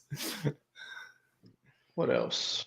Somebody's saying, I think he says Tigers would have smashed West Coast in the 18 grand final. I don't believe that. Undefeated the MCG last year. We beat them by 9 goals in Perth, 8 goals. I believe Sydney, when they 05, I think they were like 4th or something going into that final series. Because remember that Nick Davis only just scraped through Geelong. Yes. We beat them by 4 points in the qualifying final in Perth, and they had to host Geelong. Yes. The funny thing about those 2 years, 05, 06, was both years the team that won the qualifying final lost the grand final. Same margins too, both years. Yeah. So 4 points, 4 points, 1 point, 1 point. And in the 06 finals, it was the same score flipped, 85-84, both finals. Wow. That's crazy. And then the first round of 2007 was 1 point as well, West Coast way. That was both the same teams as well. Did you know that? Yeah, right. Was it?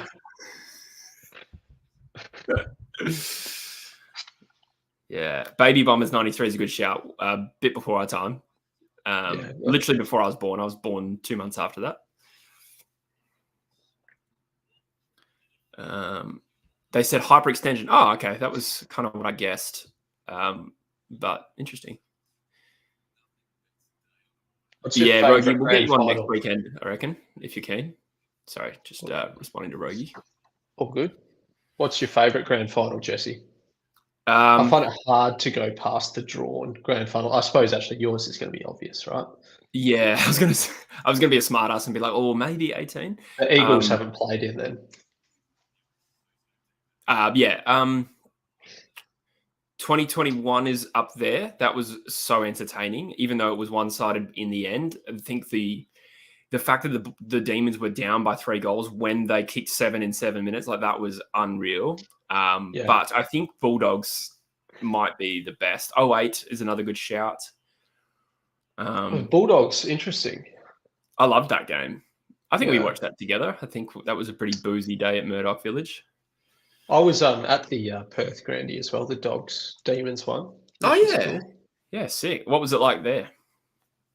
Yeah, awesome. Yeah, it was so good. Yeah, like you say, during that set, it was like electric. You know, I always feel like a sort of Doggies, but I didn't really care. Yeah. But Doggies, I don't know if you remember, like they had a very quite an inspiring finals run because that was a COVID year. So they beat Brisbane in Brisbane, then they beat Port in Adelaide.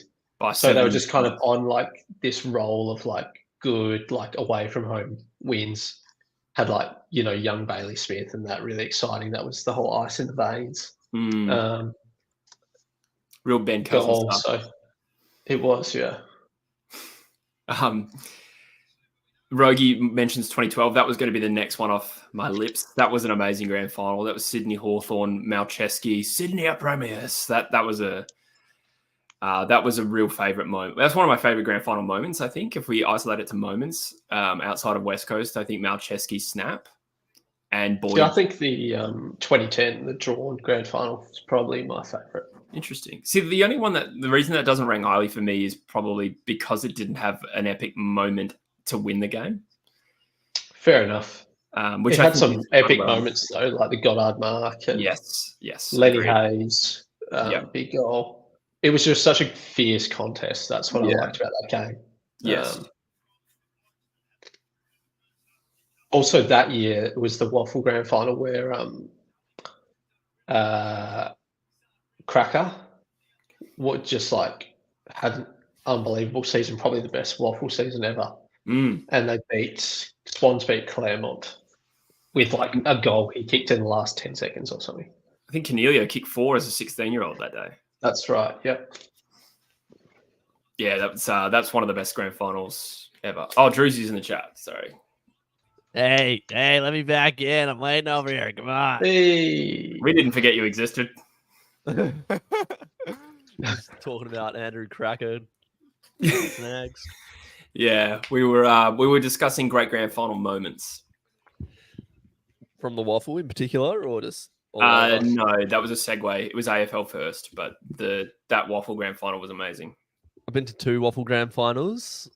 One of them was a blowout. It was Subiaco. It was a couple of years ago at Optus. Subiaco beat South Freo comfortably, I think. Yeah, it was I think a really I remember boring that one. game. Yeah. But a good one that I went to was Peel Thunder versus Subiaco in 2016, I want to say. And it was like Griff Logue. Is that Peel's first flag? Maybe.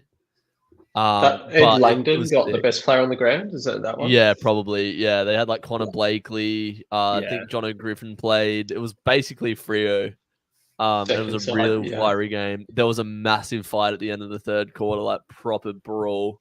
And it went down to the wire. So that was a good one. And the football's back on. Bounce. Few comments about the moments. To go inside bottom's goal were raised over Sheed's goal. No. 2017 I hated because I picked Adelaide and I was going hard for them and I just found myself hating Richmond. But respect, it was a great game in a sense for the story and the moments. I've never hated Richmond. Like a lot of people got sick of them in the end after the success that they had, but I was sick of them before they won the flag. That was the saltiest I've been at a grand final. I realize I'm saying this and I realize it's silly. I don't hate Richmond anymore, but I realized when they started winning, as cool as there were certain moments like Richo crying on the boundary line, and like the Tigerland song coming on, like that's cool as hell. But at the same time, I was disgusted. You just can't help but be jealous sometimes, right? Yeah. I mean, we got one the next year, thankfully, but I don't know if that came from jealousy because I always feel happy for a premier usually. Yeah, that's how I generally feel. If it was like a Carlton or a St Kilda or a West Coast, I wouldn't. But Richmond, I was happy for because they've always been shit. Richmond for a long time. I know. It's illogical in my head why I didn't like them. I don't really know why. But lots of people didn't like them. Yeah. I 50. think Hardwick kind of annoyed me at times, and a little bit of I didn't like Rance, maybe Rewalt. There's probably just a few moments that irrationally I never let go of. 2020. I feel like Jack Rewalt was pretty underrated as a player. I think I thought he got his recognition, but yeah, he's like his records, right up there with Kennedy's. It might even be better. I think people. I don't know. It's hard to guess whether he's rated or not, but yeah. Got a goal. Snag. Carlton are building. That's a great goal. They've been, I don't know. They've certainly been dominant for the last 15 minutes of play. It just feels like Brisbane kind of stopped as well, though. That was a great goal because he never gathered the ball, never controlled the ball. He was fumbling it the whole way, but then still managed to kick it through. They just seem like they've, I don't know, around the ground now. They're sort of a bit more of a unit, Carlton. I feel like in the first half, a lot of the players were sort of like 2 Carlton players would go for the ball and bump into each other or whatever. Now they've sort of found their feet in the contest a little bit. You'd expect Kerno to take that mark 9 times out of 10, but as you said, Joycey, well finished. I would like a Carlton comeback here. So would I. Make it interesting and We were then just have their seeing- hearts ripped out at the end. But they've got the momentum now for sure. They've kicked 6 of the last scoring shots. Mackay, Another clearance. Owies. Oh. Kerno. Bang! Wow, he is elite. He is elite. There's not many forwards, like key forwards, that can do that, right? Nah. They can He's the best in recover the game. that quickly. Yeah. Jesse, do you want us to like pause 3 seconds? I just skipped Well, that forward would've 3 ruined seconds. it. I'm hoping that. Okay. I'm hoping that did the job. So I was like, Owies, and you're like, clearance. Yeah. It's ball still hasn't bounced for me, but I'll Me replay neither. now. Yeah, neither. Yeah, it should be fine. I'm not too fast. Here come Carlton then. All that shit we were talking about him in the first half, they're back. Mm. Am I? I think I'm just behind on the stream. Why? Hang on. I thought I wasn't on the stream for some reason, but I was just like behind. I'd paused. Oh it. yeah. Oh yeah, we muted you, bro. We can hear you, but nobody else can. Here we go. Not choosing. Yeah, that just bounced for me. Oh really? I'm a 10 few seconds seconds. ahead of you now. Rayner, left foot from 50. Bang. Oh, I'm ahead of you now. How the hell's that happened? Tell us when the kick in's taken. He's got it in his hands now. Tell us when it comes off his And foot. kick. Right. Yes, you are like 4 or 5 seconds in front of me. I've never been ahead of anyone. I don't know how that's happened. I'm gonna try to. I think. Oh, you what a paused for like screamer! 2 seconds. I'm at 17:25 now. Actually, that was a good mark. Okay, now you're 8 seconds ahead of me. That's all right. Yeah, I'm at 17:32. No, I want this. All right, I'm 17:25 or something now. I'm just pausing mine. What am I at? I'm at the moment of the ACL. 17:14. Yes, Oh. literally right on that. Sweet. Hot. I think every now and then it will just. Cruising. I'm at Close up. 17 minutes now. I'm 15 seconds ahead. What the fuck? Now I'm at 17. Oh shit! This would be huge if Carlton score the next goal here. Absolutely huge. Oh, he's marked Take it the too. shots, bro. Far out. Right, can you tell This me is where you guys massive. are at? Kennedy's 16. walking away 40. from goal, turned around now. Yeah, 16:41. I'm Alright, let me basically pause banging it. with you, Jesse. Well, This watch is this. This feels a bit Oh, poor from Brisbane. he's kicked it. Sort of Okay, now wrong, you're Matt. ahead of us. Yeah. Now All he's right, kicked tell it. me. All right. I'm It's gonna on the pause it Blues like Brothers 5. 16-23. This would be a mammoth victory. It would. What was the margin? Did it get to 50-12? Was that the margin, or maybe not that bad? Yeah, I think it was. I think it was like a 40. I think it was 7 goals. Yeah. I feel like Brisbane have stopped as much as Carlton have improved. You do wonder how big of an injury Coleman is. Like, Surely he's- not that he's a- big, right? I think I they're think losing the he's- ball out of the center, from what I can tell. Yeah. Like it's just coming straight out of the center, so it's not even. I don't think it's even Coleman. I think injuries do have an impact on just general. Oh, what a kick from Chera. General like morale and energy and focus and momentum sort of thing. Like, But yeah, Yep. Fair enough. yeah, like I don't know, they were on top of the game and then one of their like really important players snapped a leg and you're like, oh shit, that's no good. Meanwhile, did Carlton Carlton are start like- coming back a little bit before that happened, though? Maybe. Yeah, true. Do you but, think I that feel like everyone was last night- going? Oh, Sorry, go you on, go. Joyce. Oh, I was gonna say, you- but Bowie going down last night. I feel like that's when the game sort of like Melbourne came out and kicked like what 5 goals in the third quarter. Curto! Fucking hell! Oh my god! Damn, nice. Are we all on? I'm on 15:47, 46, 45. You're about 3 seconds ahead. All right, I'm gonna pause and then start again. I feel like not choosing Curnow for the Coleman is like people not choosing Collingwood for the flag and not choosing Nick Dacos for the Brownlow. It's like you Or just West don't want to Coast choose the Brown. boring option. Like, Yeah. Yeah. everyone knows they're the best options, right? Like I swear every predictions thing I've watched, people are choosing the Lions for the flag. And I'm like, Yeah. you surely can't, like, seriously not choose Collingwood, like, if you're going to bet your life on it, right? This game is really interesting now. I think that it's closer between those two. I think it's close too. But yeah, I think Collingwood it's only 4 points on grand final day. I think either of those is probably a safe boring option, to be honest. Which is why I went GWS. See, I feel like Collingwood were actually out of form a bit during the final series. Like I think they played their best football before the final series. Whereas, like I said last night, I thought the Lions' best game for the whole season was the grand final. And they kind of matched up. No disrespect to the Lions, they're a great side as well. But I think Collingwood, like, are the best side, personally. Yeah, fair enough. Oh, that's a nice bounce. How high did that go? It's hard to make a strong case right as we speak for Brisbane because they're just getting poleaxed a little bit in the last 20 minutes. But finally, an inside 50. Well, this game is suddenly potentially a thriller. I don't think Carlton will blow them out, but, you know. Oh, well, it's taken so much to get back to this point where they're at now. Like, it'll start to even up a bit.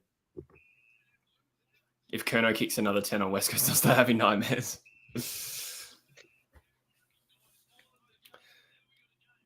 I think I just disengaged and disassociated so much when the Eagles got poleaxed via that. I didn't even care that Curnow kicked 10 because it was just like a side story to me. He's just recovery, like, he's so good, right? Like, he's almost like buddy level, kind of on the or like Jeremy Cameron on the follow up, like. Yeah, that's true. Oh, we at 1409, 1408. 11, 10. Joyce, you same as Jesse? What did you say? 11, 10? Counting backwards. 10 seconds ago. Oh, right. What's your clock on, Joycey? 56, 55, 54. I think I'm behind you guys then. I'll skip forward a bit. Jesse, stop vaping on stream, bro. Oh, yeah, I'll stop when you grow up. It's THC oil, Drizzy, grow up. Yeah. Oh, okay, that's fine. Yeah, I'm tripping, bro. You're not even on a live stream right now. Fantasia. I'm talking to Dumbledore at King's Cross right now, bro. Carol, oh boy, this is something.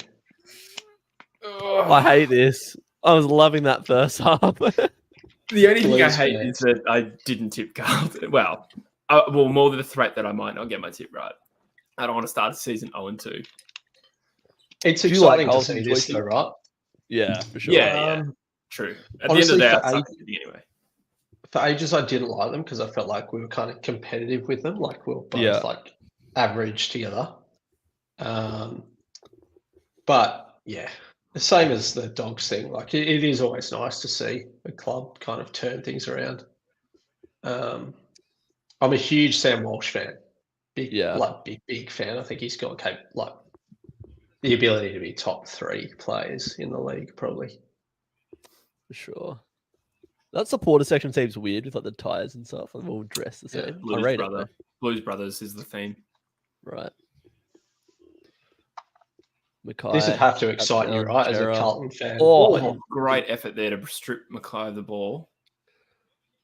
Oh, well done. Hipwood's lining up. Finally it's nice to see them click in the same way we saw them click last year. Like, if they'd gone the whole game without a whimper, you'd be nervous. So even if they fall short today, they would walk away with something from the game, I think. It just shows like character. Rogie's saying put Gardner back on defense on Curnow. Yeah, a couple of good contested marks there. I presume it was on Payne. Is Harris Andrews playing? I feel like I haven't seen him. Yeah, he's playing. Oh boy. Hipwood really is the Harry Mackay of the North, isn't he? Of the North.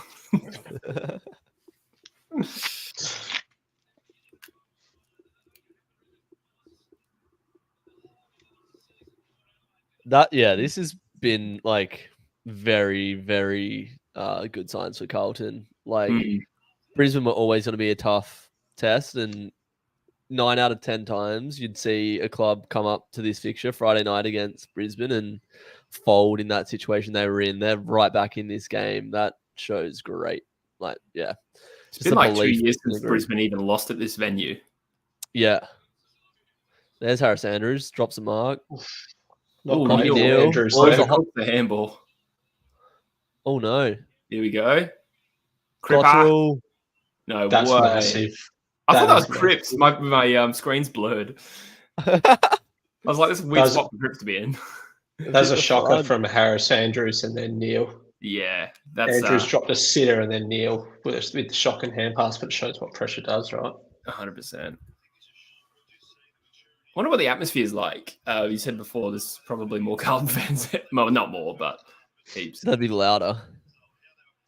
Where is this being played at? Because I know the Gabba is not even available this year.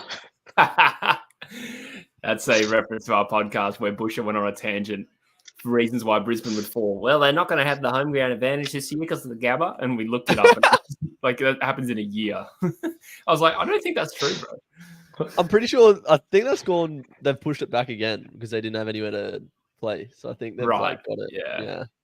But it just took too long. On the podcast. I had to edit it out. Jesus Christ, this is as impressive of a footballing comeback you'll see. Yeah, they're just dominating out of the middle now. Mackay should be a ruckman. He looks good in there. The fact as well that they lost the prelim here, right? So there'll be a few demons at this ground. Yeah. Melbourne aren't playing, bro. Come on. That is high quality content. Thank you. Oh. David Cunningham's also younger than us by a long way, I think. Is that the guy that just had that shot? Yeah, I think he's only like 24, actually. He just looks like my uncle. Did you know Ian McKellen is actually only 28?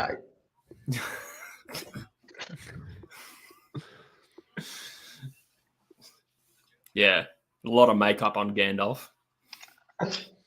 Because he would have been 8 when that movie came out. Like 3, actually.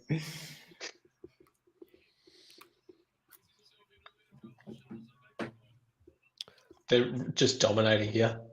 Yeah, it's a procession. Cripps. Yeah, Brisbane have stopped, eh? Cottrell. He's going to be a massive player for them this year, Cottrell. Yeah, I'm a fan. I feel like Brisbane's pressure has been really poor. As much as we're talking up Carlton, I think Brisbane have really stopped. Yeah, for sure. I think Carlton, I'd give credit to their coaching because they've just figured a way to... They're not kicking these. You got to kick that. You got to kick that. Like, I've said it's impressive so many times, but the fact that they've their first game plan hasn't worked out and they've come out in the second half and they've found their key to this lock. And now it's just like the door's open for goals, boy. Yeah. You feel like if they were 7 goals up, Danaher would have nailed that. I think there's a bit of the pressure of the moment got from there. Definitely. Hipwood missed the one you'd usually expect him to make. Another drop mark there. But Brisbane are made off, right? Neil. Good kick on Neil. That was a great kick. That was a great kick. God, we could really do with a Lockie Neal on our team and a Blake Acres and an Ed Langdon and a Jesse Hogan. Yeah. Maybe Chera. I think that was a viral Reddit post. Someone was like, I think Fremantle need a bit of run and carry on the outside. Maybe James, not James, Ed Langdon. But the way it read was actually really funny. I wanted to make a video doing that. What's that? From who? From both? I said I want to make a video talking about another missed set shot from Brisbane. Make a video talking about where Freo's best 22 would be without the players that we've lost. Fremantle's 2018 list. Where are they now? We only have Matt Taberner still at Freo. Yeah. Matt Taberner is now the CEO of an international organization. Yeah.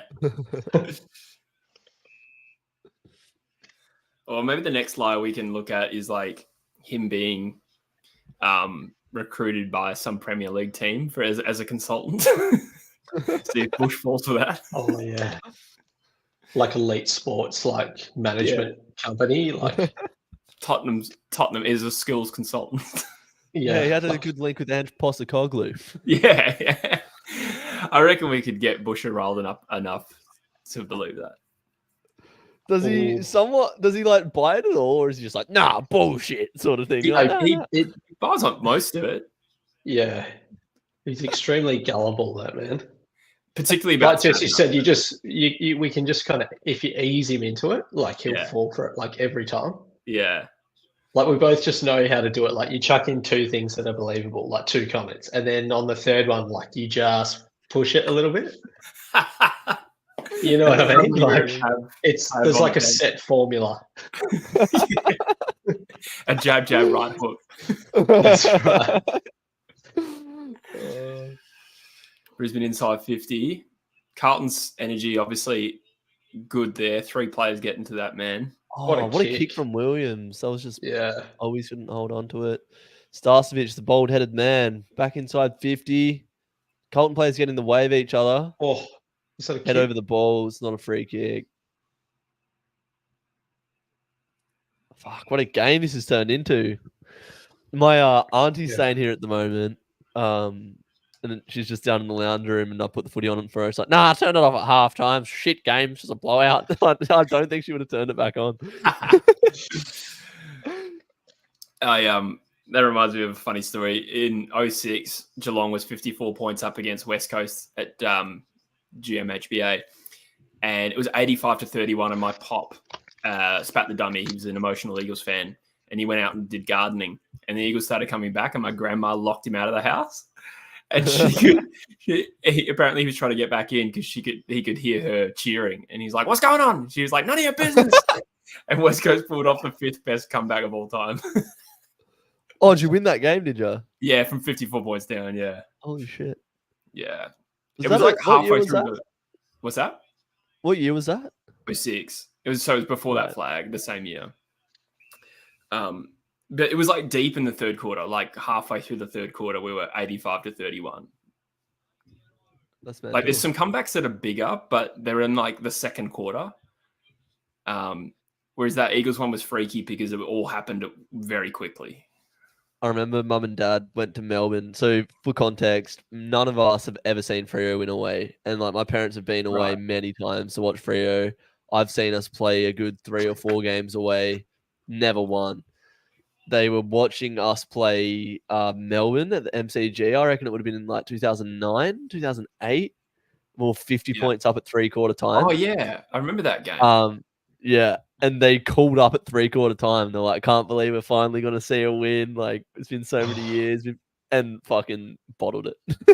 Yeah, that's right. I think Wanamiri had a big game that day. That's right. Yeah, he did. I remember that. Austin Wanamiri.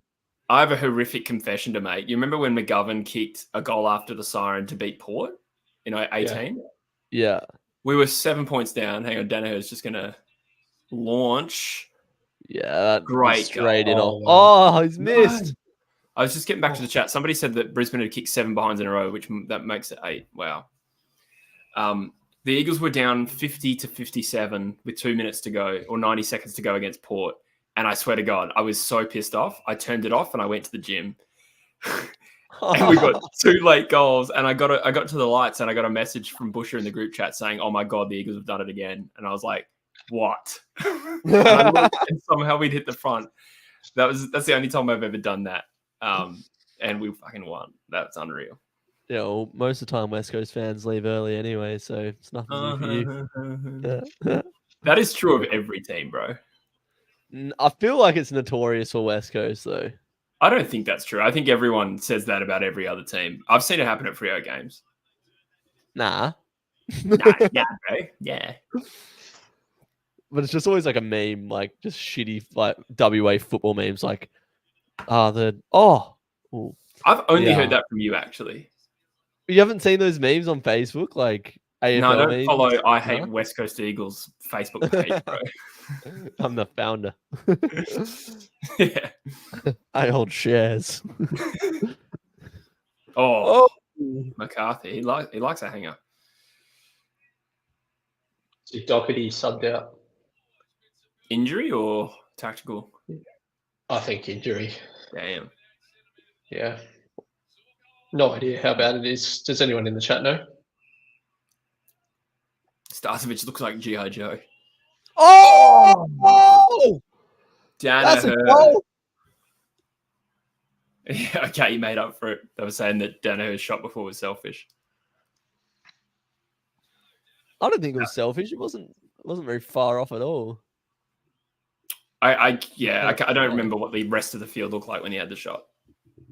But that's what you want from your key forward. If you saw Oscar Allen running into 50, you'd be like, have a shot, son. Yeah, Danaher's particularly dangerous from that range too. But yeah, either way, he's made up for it. It was a great moment. Good game. Really good game. Right, how many likes are we on, Jesse? Not enough, I say. Let's see. Let's try to get it up to 40. We're on 32 right now. Run it up. Get her up there. Up there, Ghazali, as they'd say. Let's not forget another Carlton third quarter comeback. That sequence, there was 2 speckies. Yeah. Yeah, both to Brisbane too. Wow.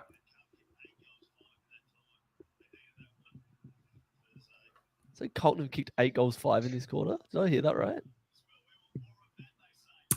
No. I don't think so, no. They weren't on 2 goals at halftime. I reckon they've kicked 6.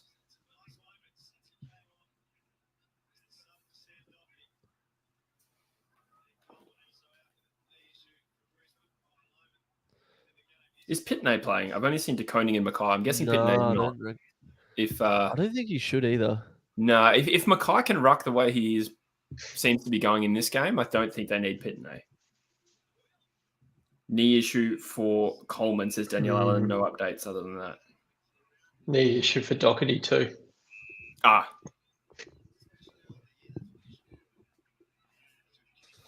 It's no good. That ball was well out, by the way. Like, I don't know what these little gnomes are talking about. That was so far out.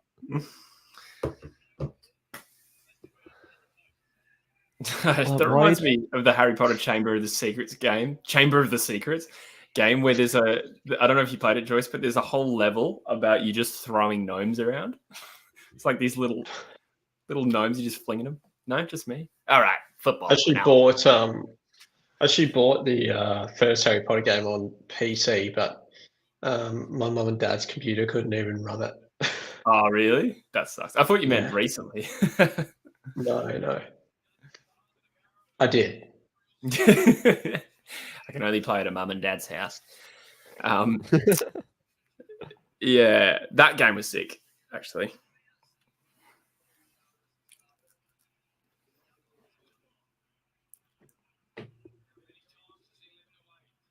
So Hogwarts Legacy, but 4.5 remaining. He needs a big year, McGovern. Good run of football. Yeah, How did he go last year? Been well around injuries, but he has been injured a bit. Did he have a full season last year? I can't remember. Mackay, here's a point or an out in the full coming up. He says, you reckon it'll be a good year of footy or a stinky year of footy? I think it'll be shit. I think this year of footy will suck. I mean, there's so many games. Like, who knows how to describe it? I think we kind of reflect on seasons as their final series usually, right? Quality of final series. How good your own club does. Yeah, exactly. Is a big factor. So yeah, it's going to be an absolutely terrible season of footy for Jesse. Oh, Mackay has struck that better than he struck a ball in the last 3 years. Yeah, nice. Carlton at the front. This game is full of narratives. Blaze17 in the chat. Welcome. Big up to Blaze. I got to say, although I'm not a huge fan of splitting the opening round, I am a huge fan of them like just picking these like great games to open the season with, right? Yeah. I like opening, man. It. Yeah, I like it. Like, yeah, it's different. Gives more exposure on the sport. Yeah. I like it. And there's still, as opposed to being a split round, like these teams will all play next week as well. So it's not, there's not going to be less footy next week. Just sprinkles through a few more buys. I feel like it would have been good if they had done like gather round up there or something, or gather round in 2 states. Cool. That could have been cool. It's like, but don't you think the AFL definitely like stuffed the calendar stuff up with the NRL though? I don't really know the details. I didn't really follow that part. How do you mean?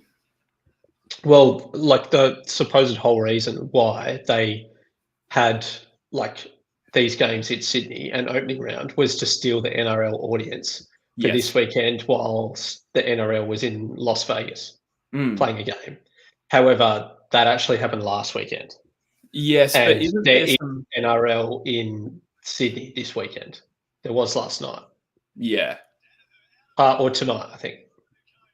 Wait, but isn't most of the NRL in Melbourne this weekend? I believe there's games in New South Wales, so it defeats like the purpose of. Yeah, how does one make that mistake? I would have thought that would have been. I don't know. It's been kind of like raised, because that's what I mean. It seems like the AFL literally just got the week wrong. That is bad. That was the whole thing. Like, let's take it to Sydney, the AFL to Sydney. Let's whilst the NRL are out of town. I reckon. I don't think it would have been on that premise. I reckon it would have been like, let's like all the hype going into the season. Let's start it in these states, because they would have just like, oh, we got it wrong. I thought it was, as Joycey said. I thought it was because the NRL was out of town. The thing I didn't really realize, sort of mentioned yesterday in the stream, but I didn't really realize like that it was the wrong weekend. The NRL is in town. Yeah. At least for that reason, surely they haven't done it like that. It does seem too stupid to believe. Yeah. Rogue Riot says great game and Gold Coast versus Richmond. Yeah. Mind you, they do on good blaze. They've had some classics. They've had 2 after the siren winners before, Gold Coast and Richmond. I was going to say, I think that game's got potential to be good. Yeah, just not 2 good teams as such, but might be even. Give me a close contest, though, over like... Yeah. I'll always be able to watch a close contest, even if the quality is average. Yeah. How was the game last night, eh? That first half was just like contested physicality. It's a war. Yeah. I was so impressed with Brodie Grundy last night. That was massive from him. Yeah, me too. Yeah. He really got on top of Grawn. Blaze says the Gold Coast Titans are playing the same time as the Suns tomorrow. That does seem like a misfire. There you go. Mark reckons it gives teams an extra bye. It's a long season, and that probably matters. It's hard to quantify whether that's better, because they will all still get a mid-season bye. It probably does give these teams a leg up a little bit. Oh! Hewitt just punched Lachie Neale in the jaw. Yeah. I think he meant to. Yeah, I saw that out of the corner of my eye. I just looked away, but I couldn't. Wow. You know he didn't mean to do it, but he just punched him in the fucking jaw. Same thing as Gaff, man. Yeah. Oh, no. I mean, no, that was definitely intentional. It was a swat and fly. Bro, Lachie Neale just got punched in the jaw. Yeah. I wonder if he'll get suspended for that, because it was low impact. Yeah. Surely. Cameron has Sard on toast. I feel like it's worth after this goal, I reckon. But I need to see it again. It was pretty hard too, to be fair. It looked pretty firm. It looked firm enough to be like, nah, have a week off, son. Oh, no. Crip's down. What's going down with? Is he holding his teeth? Yeah. Teeth or nose? I don't know. I want to see that punch again. Yeah. Surely. Oh! You'd never, ever expect Charlie Cameron to miss that. That's But poor. how He deserves How it. He's a ripped- flog. How is Lockie Neal a flog? Someone said in the chat. Sorry, Joycey. ripped is like Charlie Cameron's face? Like it's so defined. Yeah. Yeah, he I'm gonna is say chiseled, arms. mate. No, his face. Yeah, he's a lean man, actually. Very vascular man. This would get very fiery, hey. Mm. Yeah, I feel like it's going to be a bit of a punch on at 3/4 time. Here we go. Here's the punch. Here we go. Oof. Well, it's kind of a throat whack, I reckon. I think it's Neil the kind of bottom grabs his chin. throat. Yeah. What happens to Cripps here?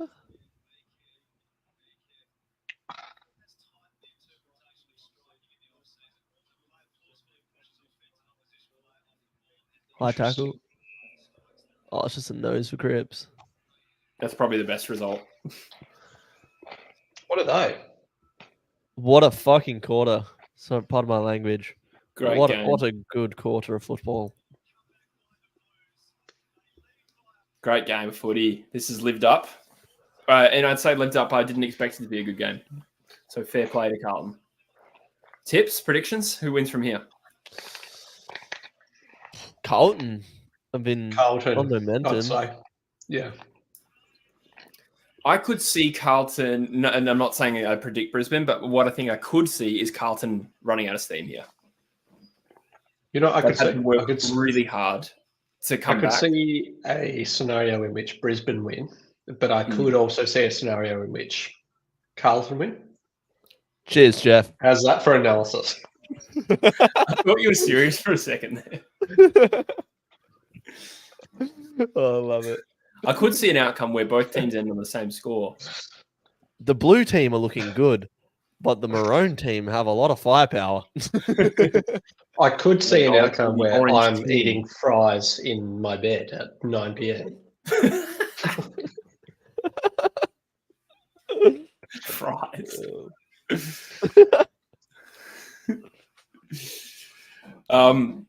Oh, geez. I think I'm still going to tip Brisbane, but you do think that Carlton still kind of have this ascendancy here. Fucking Dan Gorringe's Instagram story right now is so funny. It's like that was a hard quarter to watch. Down by 5 goals. Doc subbed out. Not at the MCG. This can't get any worse. What's happening? And then it's him just like yelling. I hope to meet Dan Gorringe when I'm in Melbourne. What a guy. What a funny The guy. first thing I ever heard about Dan Gorringe was when he was a Gold Coast player. And it kind of went like big footy viral. He left like a scathing restaurant review. This is before he had a profile as a funny man. Like he was just a draftee, and but it was like a real like, what's the word? A word that I can't use on here. He came across as a tosser in this thing. That's how I'll phrase it on the stream. Yeah. So it's funny to think that since then he's kind of made a name for himself as a funny man. As in, he was actually like being a bit of a. He wasn't joking. It wasn't like that. Unless it was extremely dry, but it's a weird joke to leave a restaurant review like that. Yeah. Yeah, so for years I thought it was like, geez, a bit of an interesting unit. But, you know, he seems all right. His channel is going to do well this year, I reckon. Dan Does Footy. Oh, does he have a YouTube channel, does he? Yeah. Footy YouTube channel. You know, Jez Cameron's got quite a few on his golf channel. He's got like a vlog thing as well, Jezza, now. Where he just does like stuff around his farm and stuff and films it. That's sick. What did you say Gorringe's channel is called? It's called Dan Does Footy. Dan So Does.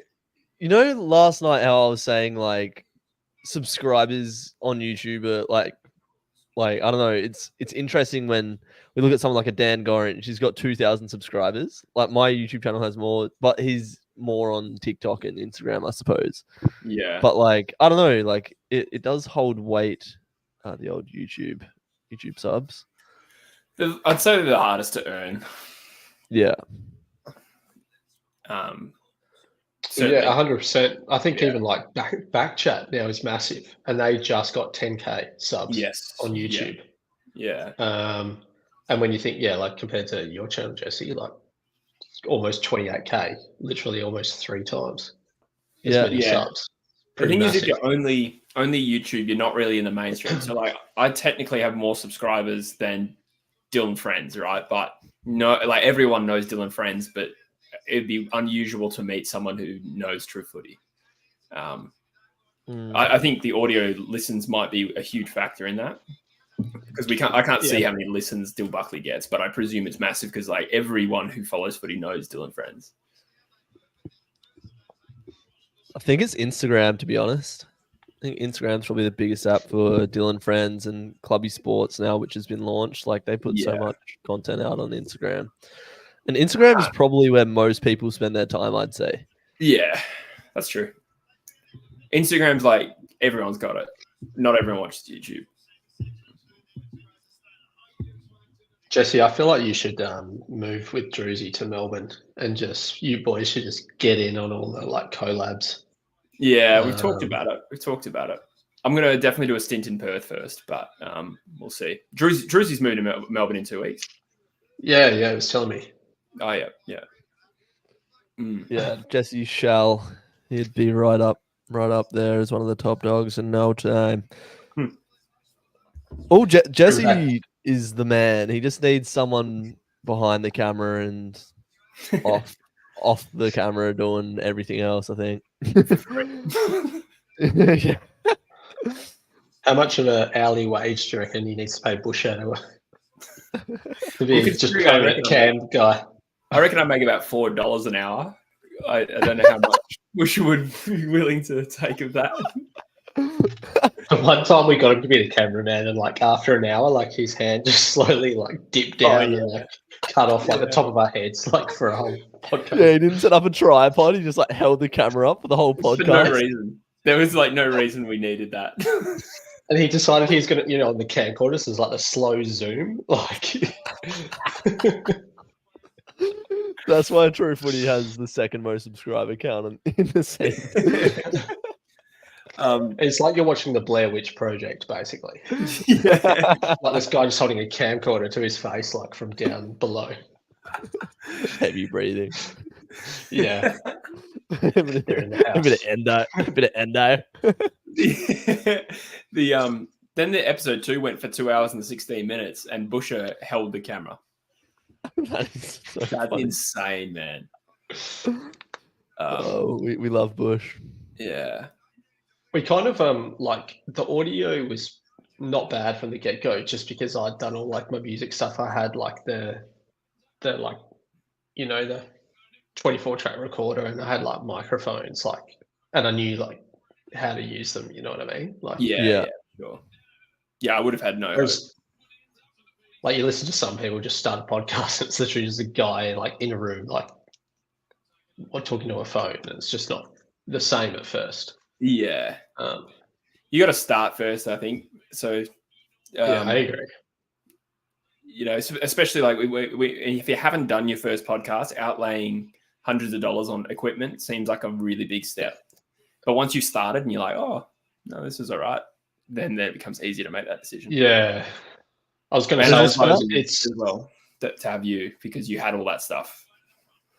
It's so probably easy as well to be like, I'm going to start this, I'm going to commit, I'm going to do a video every week. But then when you're actually like in the grind of it, it's, you know what I mean? Like Chris Williamson, who does Modern Wisdom, he always says his stat. I can't remember it properly, but it's like something like 95% of podcasts don't make it past episode 10 or something like that.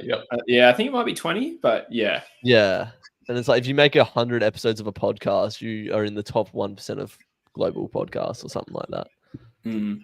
Yeah, and like you see Jamal and Dylan. That you guys show. Yeah, Jamal and Dylan, who've done weekly podcasts since I've started YouTube. They're like one of the, like, they say they're Perth's #1 podcast, but they definitely are now, and they're sort of known, like they've got a big audience on TikTok now, as a result of the podcast. So yeah, it's just consistency. Like they've done over 200 episodes now, and yeah, it's paying off for them. So it's just awesome. Consistency. Are they actually Perth's #1 podcast? I'd say so. I'd say they have the biggest reach. Yeah. They are huge, don't get me wrong, but surely there's someone in Perth that's bigger. Who? Well, I mean, like, I don't necessarily know. I'm just playing the odds. I don't reckon there is. Basil Zemplis on Channel 7. Yeah. I don't know. I just think there's so many niches that we don't even think of, right? Like when we think of Perth YouTubers, we think of the ones we know, but there'd be like vloggers. I know for a fact there's vloggers from Perth with millions of subscribers. Yeah, true. I don't know. I suppose, you sort of know the niches that these people are in, but I don't know. I know Max Mofo was from Perth. If anyone knows Max Mofo, he lived in Ghana. He has millions of subs. Yeah. Back to the football. I want to change my tip back to Brisbane because I feel like they would have gone in there and Fagan would have come out at 3/4 time and be like, "What the fuck was that? Now get out there and get into them." Really brave of you to change the tip after Brisbane kicked the first goal. Yeah. Well, they've come out with like an intensity that they just did not have in the third quarter. Yeah. Wooden Spoon Data says, man, lighting is the hardest for me. I would agree with that. That's probably my biggest challenge. Like even the videos that people see, if my lighting's not great, I promise I've done everything I can, but there's so many different factors. Our apartment's not well lit. So it's hard to make that work.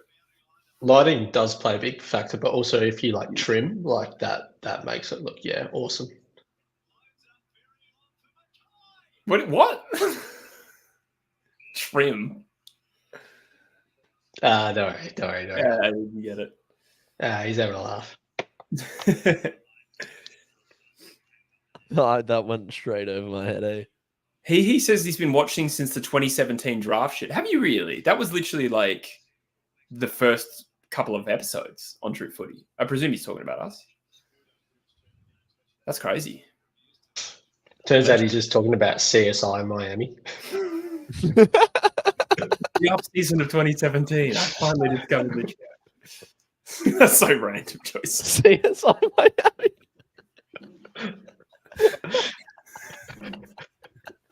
That's the one with the dude in the sunnies, right? Yeah, I reckon it is. Yeah. That's class. Podcast in the footy scene is so big now. Everyone has one. Yeah. There's a number of them. We had a good conversation about that last night, didn't we, Jesse? Yeah, my podcast is such an afterthought. Yeah, what used to be the one word, and now it's the afterthought. I would like to change that, but I'm just doing what I can at the moment. But I think with StreamYard, I can do them, a few times a month quite easily. I was listening to Dill Buckley on Louis Phillips' podcast the other day, and one of the questions was like tips on starting a podcast. And he's like, people want to start a podcast as a side hustle and stuff, and that's fine. Like, go for it and enjoy it, whatever. But like, if you treat it like a side hustle, if you treat it like the 5th or 6th most important thing in your life, it'll end up being like the 6th most rewarding thing. As soon as you start to make it a priority, like it will bear those fruits. And that was very good to hear, considering like I'm thinking of moving to Melbourne and content becoming my main thing for the next 6-7 months, so that's promising. Yeah, he's dead on. Very few people make it big accidentally. Yeah, it's honestly admirable how much like you guys put in into it. Yeah, like it's crazy. Like you're following your dreams. You're not just like me, just settled for just getting a job that pays the bills. Pretty cool, I would say, from the outside looking in. That being said, you're still here. You're still doing content. So you're as relevant as both of us right now. Well, 18 people. I'm only here for the clout. But now's the perfect time to announce my new YouTube channel. Sasquatch Football. Yeah. Oh, yeah. So before True Footy, actually, a precursor to that was Joycey had his own footy, like, what do you call it? Edits. They're called edits just like now. Highlights. You know how back in the day everyone used to just watch highlights of players? But you look, he's got like 9 videos up there. Some of them have 20K, 8K, 16K. He did. He did. And that kind of like springboarded the idea for True Footy. There you go. Planted the seed. Yeah. I know. But just on that point, of like making it a priority. Yeah. Like it's no coincidence. You talk to Cardi, like when I'm in his streams, or I actually did a video with him last week, or Cardi, or even Jamo and Dylan when you meet him in person, like you realize how switched on they are and how much the time and effort and mental energy goes into it. Like someone like Cardi in particular in this niche exploded the last few years, and then you talk to him about it and you like he's very intentional with it and very smart, knows a lot, and it shouldn't be a surprise, but it's just a bit of insight. What a kick from Mackay, man. Sorry, there is a football game going on, and that was a very impressive kick. I'm thinking I am a wire behind you. How far through are you? I'm 15:06. I'm going to change my tip to Carlton. That was a great kick. I'm about 13 seconds behind. Change my tip again. Yeah, Druzy, you're only allowed 7 tip changes a game, all right? All right. I'm 4 in. Yeah, we can't all be Caitlyn Jenner. Nice. Paddy Cripps lining up for goal. Put the Blues in front. Can the captain do it? Puts him on his back and he's kicked it. He's just elite, isn't he? He's so reliable. Like, he just will never let you down. Rogue Wright says he's been watching since Bush's dog wouldn't shut the fuck up in the background. Let's be more specific. I feel like that was for a good few years. That's a great call. I remember that. That's so funny. So good. What a sometimes Busher would like scream at the dog in the middle of the podcast, and like sometimes I didn't edit it out. Shut the fuck up, you fluffy dickhead. When we're talking about players, like when you go to the footy and watch, like who stands out to you in your mind as like genuine superstars? For me, the last few years, and these are really obvious answers, but like Bontempelli, Cripps, I'd put Bailey Smith in that same conversation as well. Just like we're when a bit you're removed there, from it, but I agree.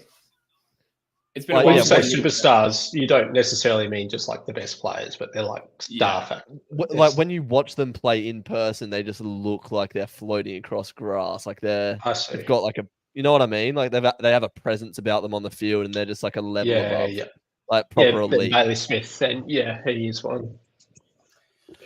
Prime Nick Nat probably our nomination. Paddy Cripps.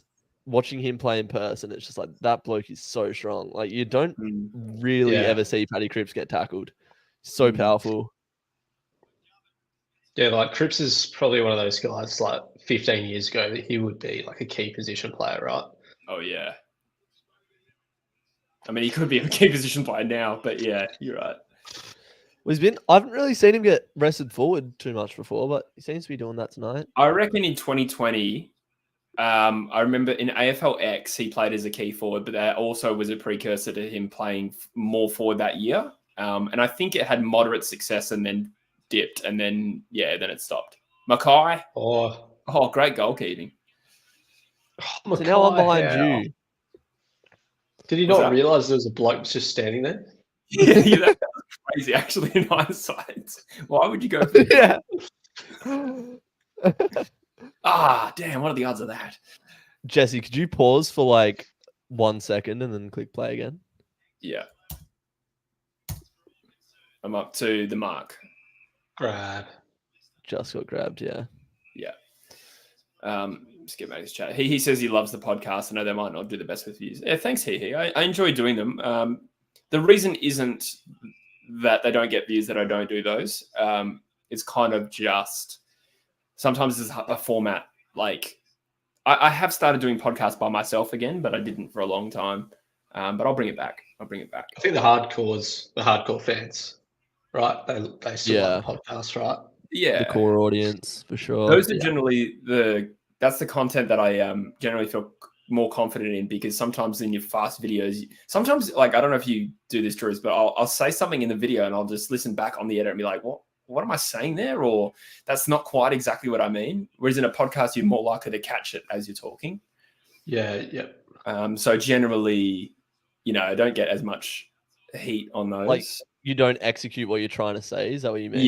Yeah. Or I'll say something that I know it has come out completely ambiguous, but I didn't mean it like that. That happens, a bit, especially when you do 2 videos a day. Fuck. Wooden Spoon Data's asking, are you going to live north or south of the river, Druzy? I don't want to reveal because the person I'm moving in with is very particular about that. So Witness whether I protection can. program. Yeah, exactly. Living in a halfway house. I'm actually living under a bridge, so depends. I don't know what side of the river I am. I'm moving on from that question. All right, Anthony Kiedis. Who? Lead singer of Red Hot Chili Peppers. Oh god.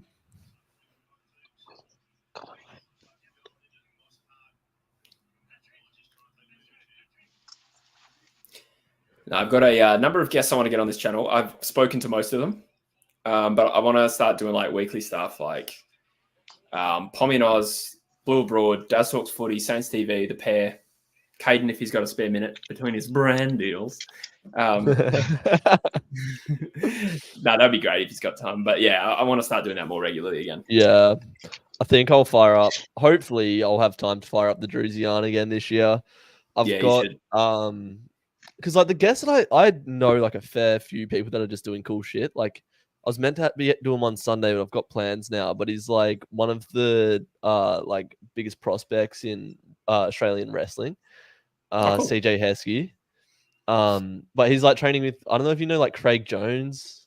No. This is like an MMA scene sort of thing. Lincoln McCarthy lining up for goal. Hangs it to the left. But like Craig Jones is like one of the best jiu-jitsu guys in the world, and CJ's been like training with him. Frank Hickman, who trains like Volkanovski and knows Volkanovski and Adesanya. So like I don't know, just I know they won't get views. I know they'll flop for views, but if I stay consistent with it, like we were saying, like it could become somewhat reputable. Like Dylan Friends, for example, you'd say it's a football podcast, but he gets like lots and lots of different people on. So yeah, I don't know how he does it. To be honest, it's it'd be so draining. Yeah, I think he's got a full staff now, right? That like so he just gets to rock up and. We had the AFL CEO on the other day. Yeah, he had Andrew Dillon on, which is pretty massive. Yeah, I haven't watched that yet. I guess if you're doing something you're passionate about, right? Like you're so much more likely to just keep at it, right? Yeah, as opposed to something you're not passionate about. Yeah. And is there anyone in that like MMA space, like in Perth, doing podcasts and stuff? I'm actually not sure. But like, I haven't seen anything, so you it could can't be a bit spread of a market yourself. there. Yeah, well, we were planning on doing it a few years ago. Like me, Sean, our friend Brian, who is literally like a MMA journalist, and our friend David, who does like editing, but like it just fell through. No one had the time to do it. But I wouldn't want to like front an MMA thing. I'd be happy to make videos if I was like sent a script or whatever. But like, you only have so many hours in a day to like. Like to think of it as like putting votes in different jars sort of thing. And the more that the votes add up, the more likely you are to become successful in that thing. Sort of like, like, I don't know, you spend time being a dad, you're more likely to become a good dad. You know what I mean? Yeah. That's just how it works. Yeah. So like having an AFL YouTube channel and then like trying to start an MMA one, it takes away from the AFL YouTube channel. And because I've got other commitments to other shit, like nothing is getting the attention it needs. Yeah, no, you're right. Better to be a master of one trade than a jack of many. Yes. Really hang on that last word. Remember the word. As a jack of, I got nothing. I'd rather be a master of all trades than a jack of the box. Oh, brilliant.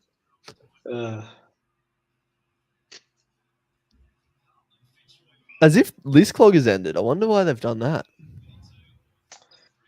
I guess they both just have like a lot of things on, right? Again. Yeah.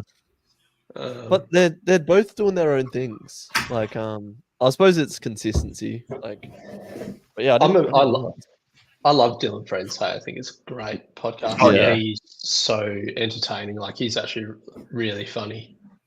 I love that.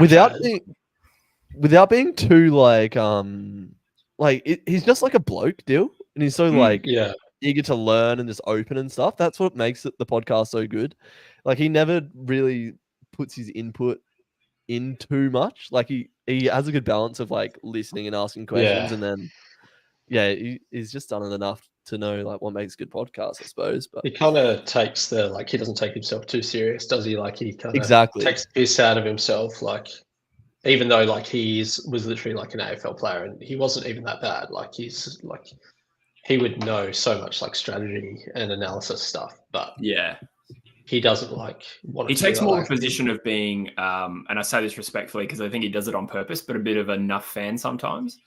Like, and I don't mean he doesn't know footy, obviously, but he'll just be like, he'll just say things that a casual footy fan would, and that's more like his branding. Like he's trying to make it fun footy fan, and completely the opposite of True Footy. Even though I'd like to be a bit more like that, he doesn't try to be analytical. You know, he just seems he's like a bloke, and he does it perfectly.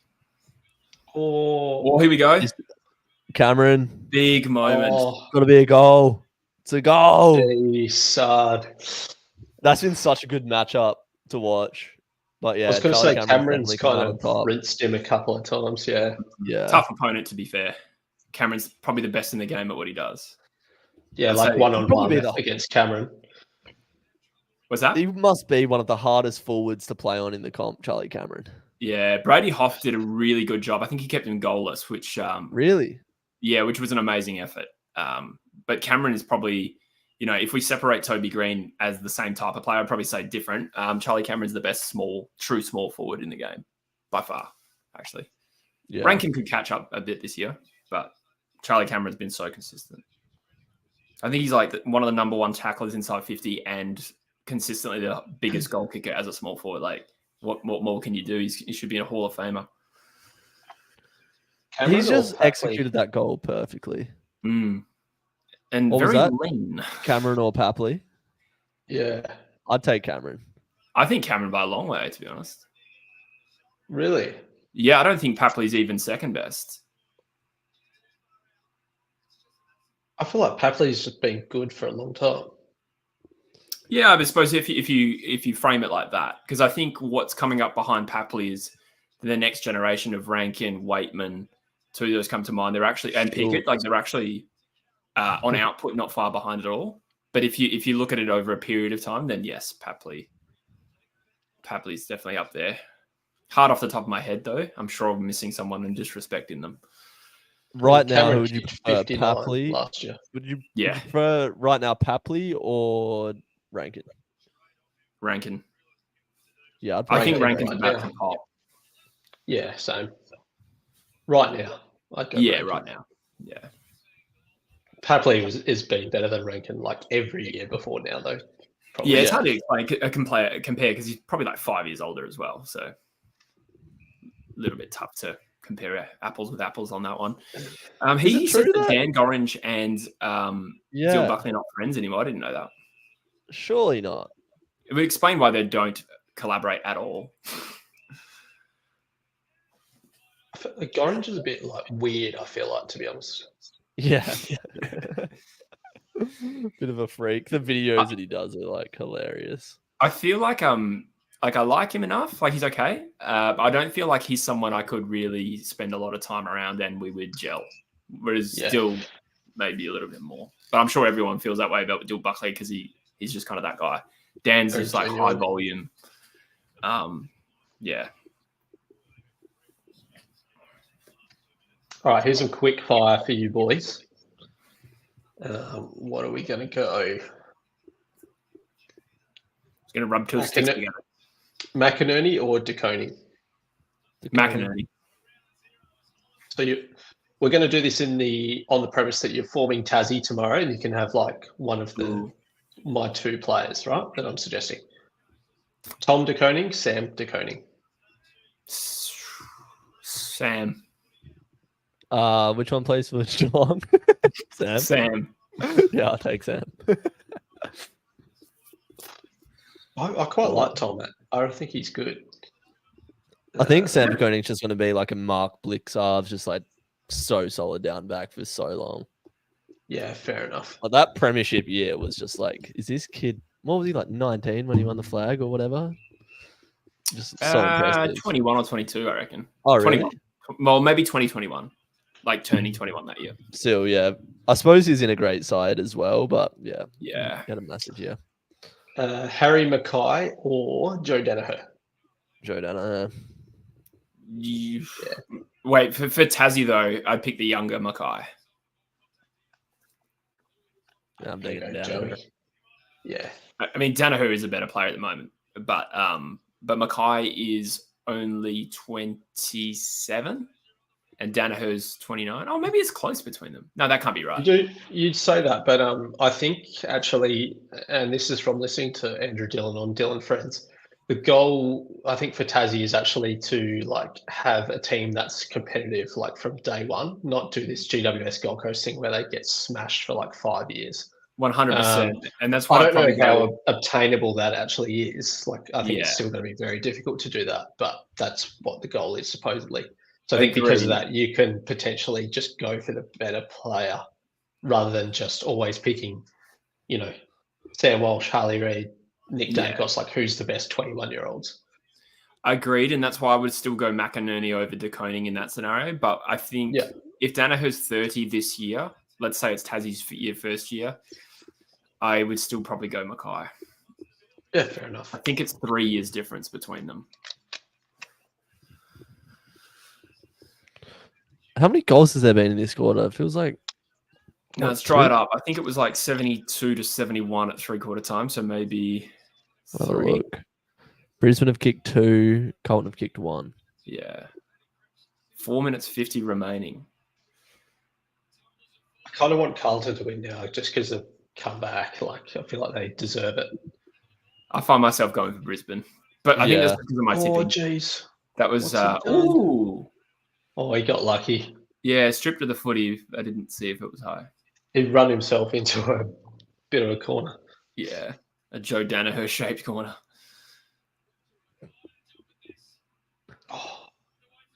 Oh, blind handball from McCluggage. Shera sends it. Is that Curnow? Oh. Leicester's clamping down big time on Curnow. I don't know if you just saw their wrestle a minute ago. Who made the call before to send Gardner back? Because that's Rogie. exactly what's happened. Sorry, Gardner. Yeah. Not Rogue Leicester. Riot. Lions. Could they be out here? It's just held up a little bit.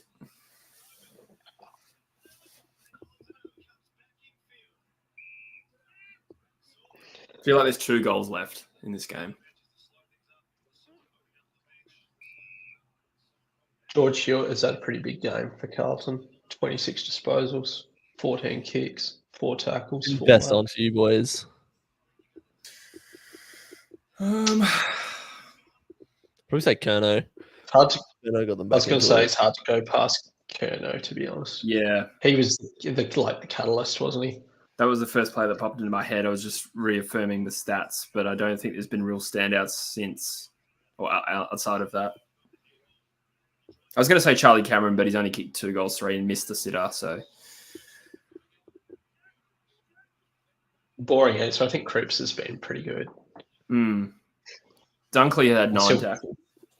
Yeah.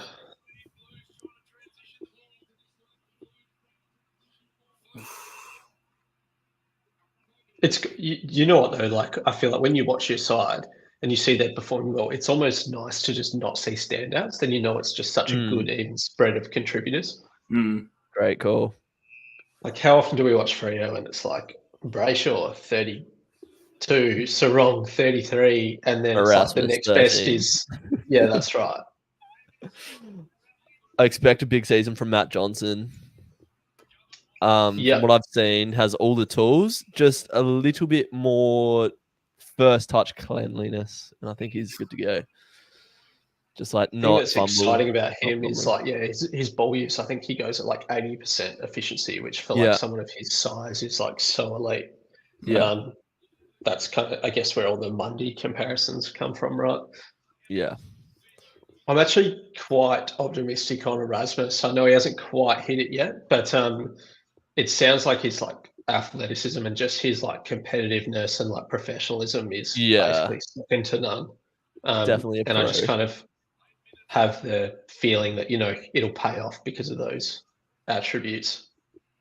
Yeah, like he's a bit small and skinny as well, right? So it was always going to take him longer to kind of build the body up. Yeah, for sure. He's got a really good kick on him, Neil Erasmus. Like that inside 50 kick, he's really effective at, I think. Him and Jay Amos link up really well. Cooper Simpson looks like just a top class player. Electric. Yeah. So electric. Oh, Mackay. Oh! We should probably just flick the convo back to Carlton. Yeah, I was going to say. 150 relating. Should we just switch the game off? Yeah. No, yeah. Let's go through Fremantle's draft analysis. Let's talk about Ollie Murphy. Fuck. I'm a big Trent Noble fan. Oh, Max Noble. Sorry, Trent Noble was his father. I'm turning into my dad. Wow. Oh, Harry Mackay. This is massive. This is huge pressure on him. This is huge. This could be a match winner. Come on, kick it. Oh, he's kicked it. Wow. He's kicked it when it mattered. We could have game of the year in round 1 this year, eh? Like this. That's Carlton up hold here, on, isn't it? Yeah. That'll get the media off his back. I think this, like, considering the comeback, the narrative, the underdog status, the injuries, Brisbane not having lost, like this could be game of the year in round 1. It'd be good to see a draw. I would hate that. Why? I think it would be underwhelming. This has been a slog. I'm actually happy now that Brisbane have played this game. Like, heading into next week against Freo, like, this has been a fucking war. Or it could fire them up. Yeah. Imagine they start 0-2 though. Like, imagine you knock them off in Perth. It's doable if we actually show up. I don't actually mind playing them so early in the season, like potentially before they're up and running. It's probably not good for us though as well, right? Like, be nice for us to get a win under our belt. Yeah. It looks like they were up and running in that first half. It looked like they hadn't missed a beat, but man, they find themselves behind with a minute to go. Here we go. McInerney. Long ranging kick. Oh, fuck. 50 seconds. Heaps of time, considering where the ball is.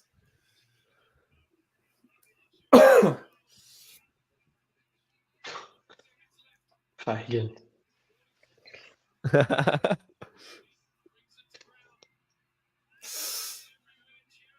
Career behind. Oh my gosh. Got to stay in. Great tackle. Great tackle. Oh, that was out. Yeah. Great tackle. That was out of bounds. That could be, the difference between winning, drawing, and losing. Like that tackle. Oh, if a handballer got it off. Oh, these are always the You're worst games to be at as a fan. Yeah, I was behind, so I just skipped forward. I'll pause it. Yeah, but the ball's just going out. It's like 22 seconds. All right, tell me when it gets thrown in because my umpire's about to throw it in. Yes. And now, basically, just then. Precise. No, clearing kick, that could be. He kept it in. That's it. They're going to win. Fuck. You reckon there's still 9 seconds? They could do this. I mean, it would require a clearance and mark and kick after the siren. It's that close to the 50, though. Turn and snap. Bang. Goal. I think he's far out the score. I think it needs a kick and mark. This is a famous win for Carlton, I reckon. That's Holy it, yeah. Shit. This is a famous win. Man, this is the headline. We're talking about the headline, how much pressure there was going to be if they went up to the Gabba and lost, but they've come back and won it. Jesus Christ. I was going to give them a freebie for losing, so I'm even more impressed that they've come here and won. What a win. What a win. I know it's only round 1, but God, that's like statements. Seasons are defined. Can't win like that, right? Man. Unbelievable. Great game. Well done, Carlton. So we've had two teams as well with some injury adversity. were tipped heavily against. Well, I don't know about Sydney. We were tipped heavily against, but certainly given excuses to lose and come out and made statements. And then we're 50 to 12 down. On that. The only thing that great to me about it is I got my tip wrong, but fair play. Yeah, 0 from 2 from tip so far. Yeah, legit. How's that guy? Great result for the Carlton Footy Club. Unbelievable. And certainly, I mean, it is only round 1, but it certainly gives them some legitimacy. Yeah, that's a great win. Mackay and Ken are going to be serious with Juff. Agreed. Rogi's pissed. I'm pissed as well, Rogie. Unbelievable. And it's come at the cost of Coleman. Oh, man, as a Brisbane fan, you'd feel ropeable. 6 goals. They had so many chances in that game where they've missed easy goals.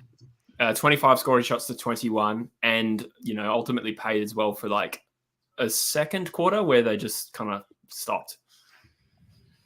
It's encouraging to see. Doc, don't think had any ice or strapping or anything on his knees, and he was walking around. I read it was a jarred knee, so hopefully it was just like a very bad bruise or corky or something. Yeah, type thing. I think this is Carlton's first win at the Gabba for 10 years or 11 even. Wow, so massive after the prelim as well. Yeah, I didn't Charlie Curnow. Brisbane with back-to-back chokes. Stop trying to be us. Props to Mackay as well, right? Kick that big goal. We spoke about the mental pressure. That's huge. Yeah, I didn't think he was going to kick it. He impressed me the ruck as well in that third quarter when they started to get that run on. He got a few important clearances as well. Yeah, unreal. Max Hansen, I retract my prior statement. First 2 games of the season and 2 massive stories to come out of it. Last night, Grundy against his old side, best on ground. I think it was best on ground. And then this massive comeback tonight. Yeah, Mackay kicking the set shot. Yeah, it was kind of a flip of the prelim where Carlton got 5 goals in front in that game. And Brisbane ultimately won. It's the opposite. Brandon Stephen reckons Carlton flag favourites now. I mean, they'll be up there. I do think it adds a layer of legitimacy. My question mark for them was how would they start the season? Yeah. So they could still have a bad rounds 2 to 5, but as far as tests go, they've passed this one massive. It hurts me that I'm going to have to go and big up Carlton on 9 things. Oh God, I'm biased. No. It's hard to avoid it when there's only 4 games this week. Yeah, yeah. Just talk about 3 of them. 9 weeks. We learned Sydney are bad. Number 2, Melbourne. Sydney are good. Number 2, Melbourne are bad. Yeah. Oh God. All right. Well, we might wrap up the stream there. Oh yeah, let's not forget Carlton were in the top 8. Yeah, right. Top 8 every round but the last one in 2022. That is crazy. Wow. They'll choke. I have belief, says Rogie. First time since 2022 to win in the Gabba as a travelling side. Yeah, that's true. Brisbane's second loss at this ground in 2 years. It's crazy. I don't even remember who beat them in 2022, to be honest. Was it Richmond maybe in the final? Richmond beat them in the final? No, Brisbane won that. I think. Was it Bulldogs? No, they beat in 2022. They sent Melbourne out in straight sets at the MCG. So I think the week before they might have beat Richmond. That's I think. Yeah, you're right. Yeah, this would hurt Lions fans.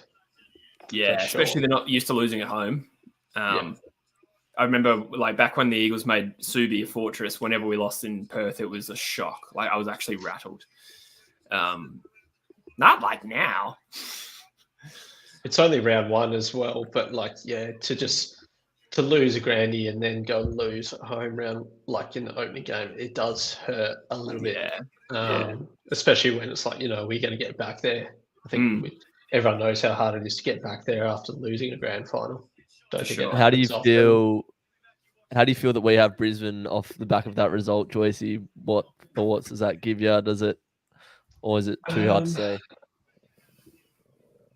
I mean, yeah, I don't mind having them off the back of that. Yeah, obviously they'll probably want to have a comeback strong, but I don't know. It could have the opposite effect as well, bring them down a bit.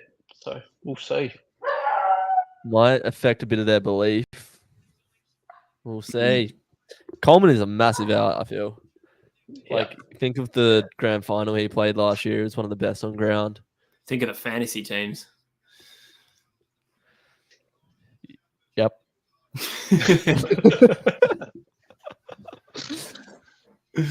Cool. I reckon we wrap it there, boys. But this was good fun. I'm probably going to do this again tomorrow. Joycey, I know you've done 2 this weekend, so no pressure, but everyone is welcome. Otherwise, this was good. Thank you for the chat, for being here. This was a really good stream, really good game, really good Unreal game, actually. One of the best games we've streamed for a while. Since West Coast Port Adelaide 2022, where we got rolled. But yeah, thank you very much. Thanks again, Rogie, for the gifted membership. Yeah, cool. Thanks, boys. And we'll see you in the next one, everyone. Hell yeah. Cheers, See you later, fellas. guys. See ya.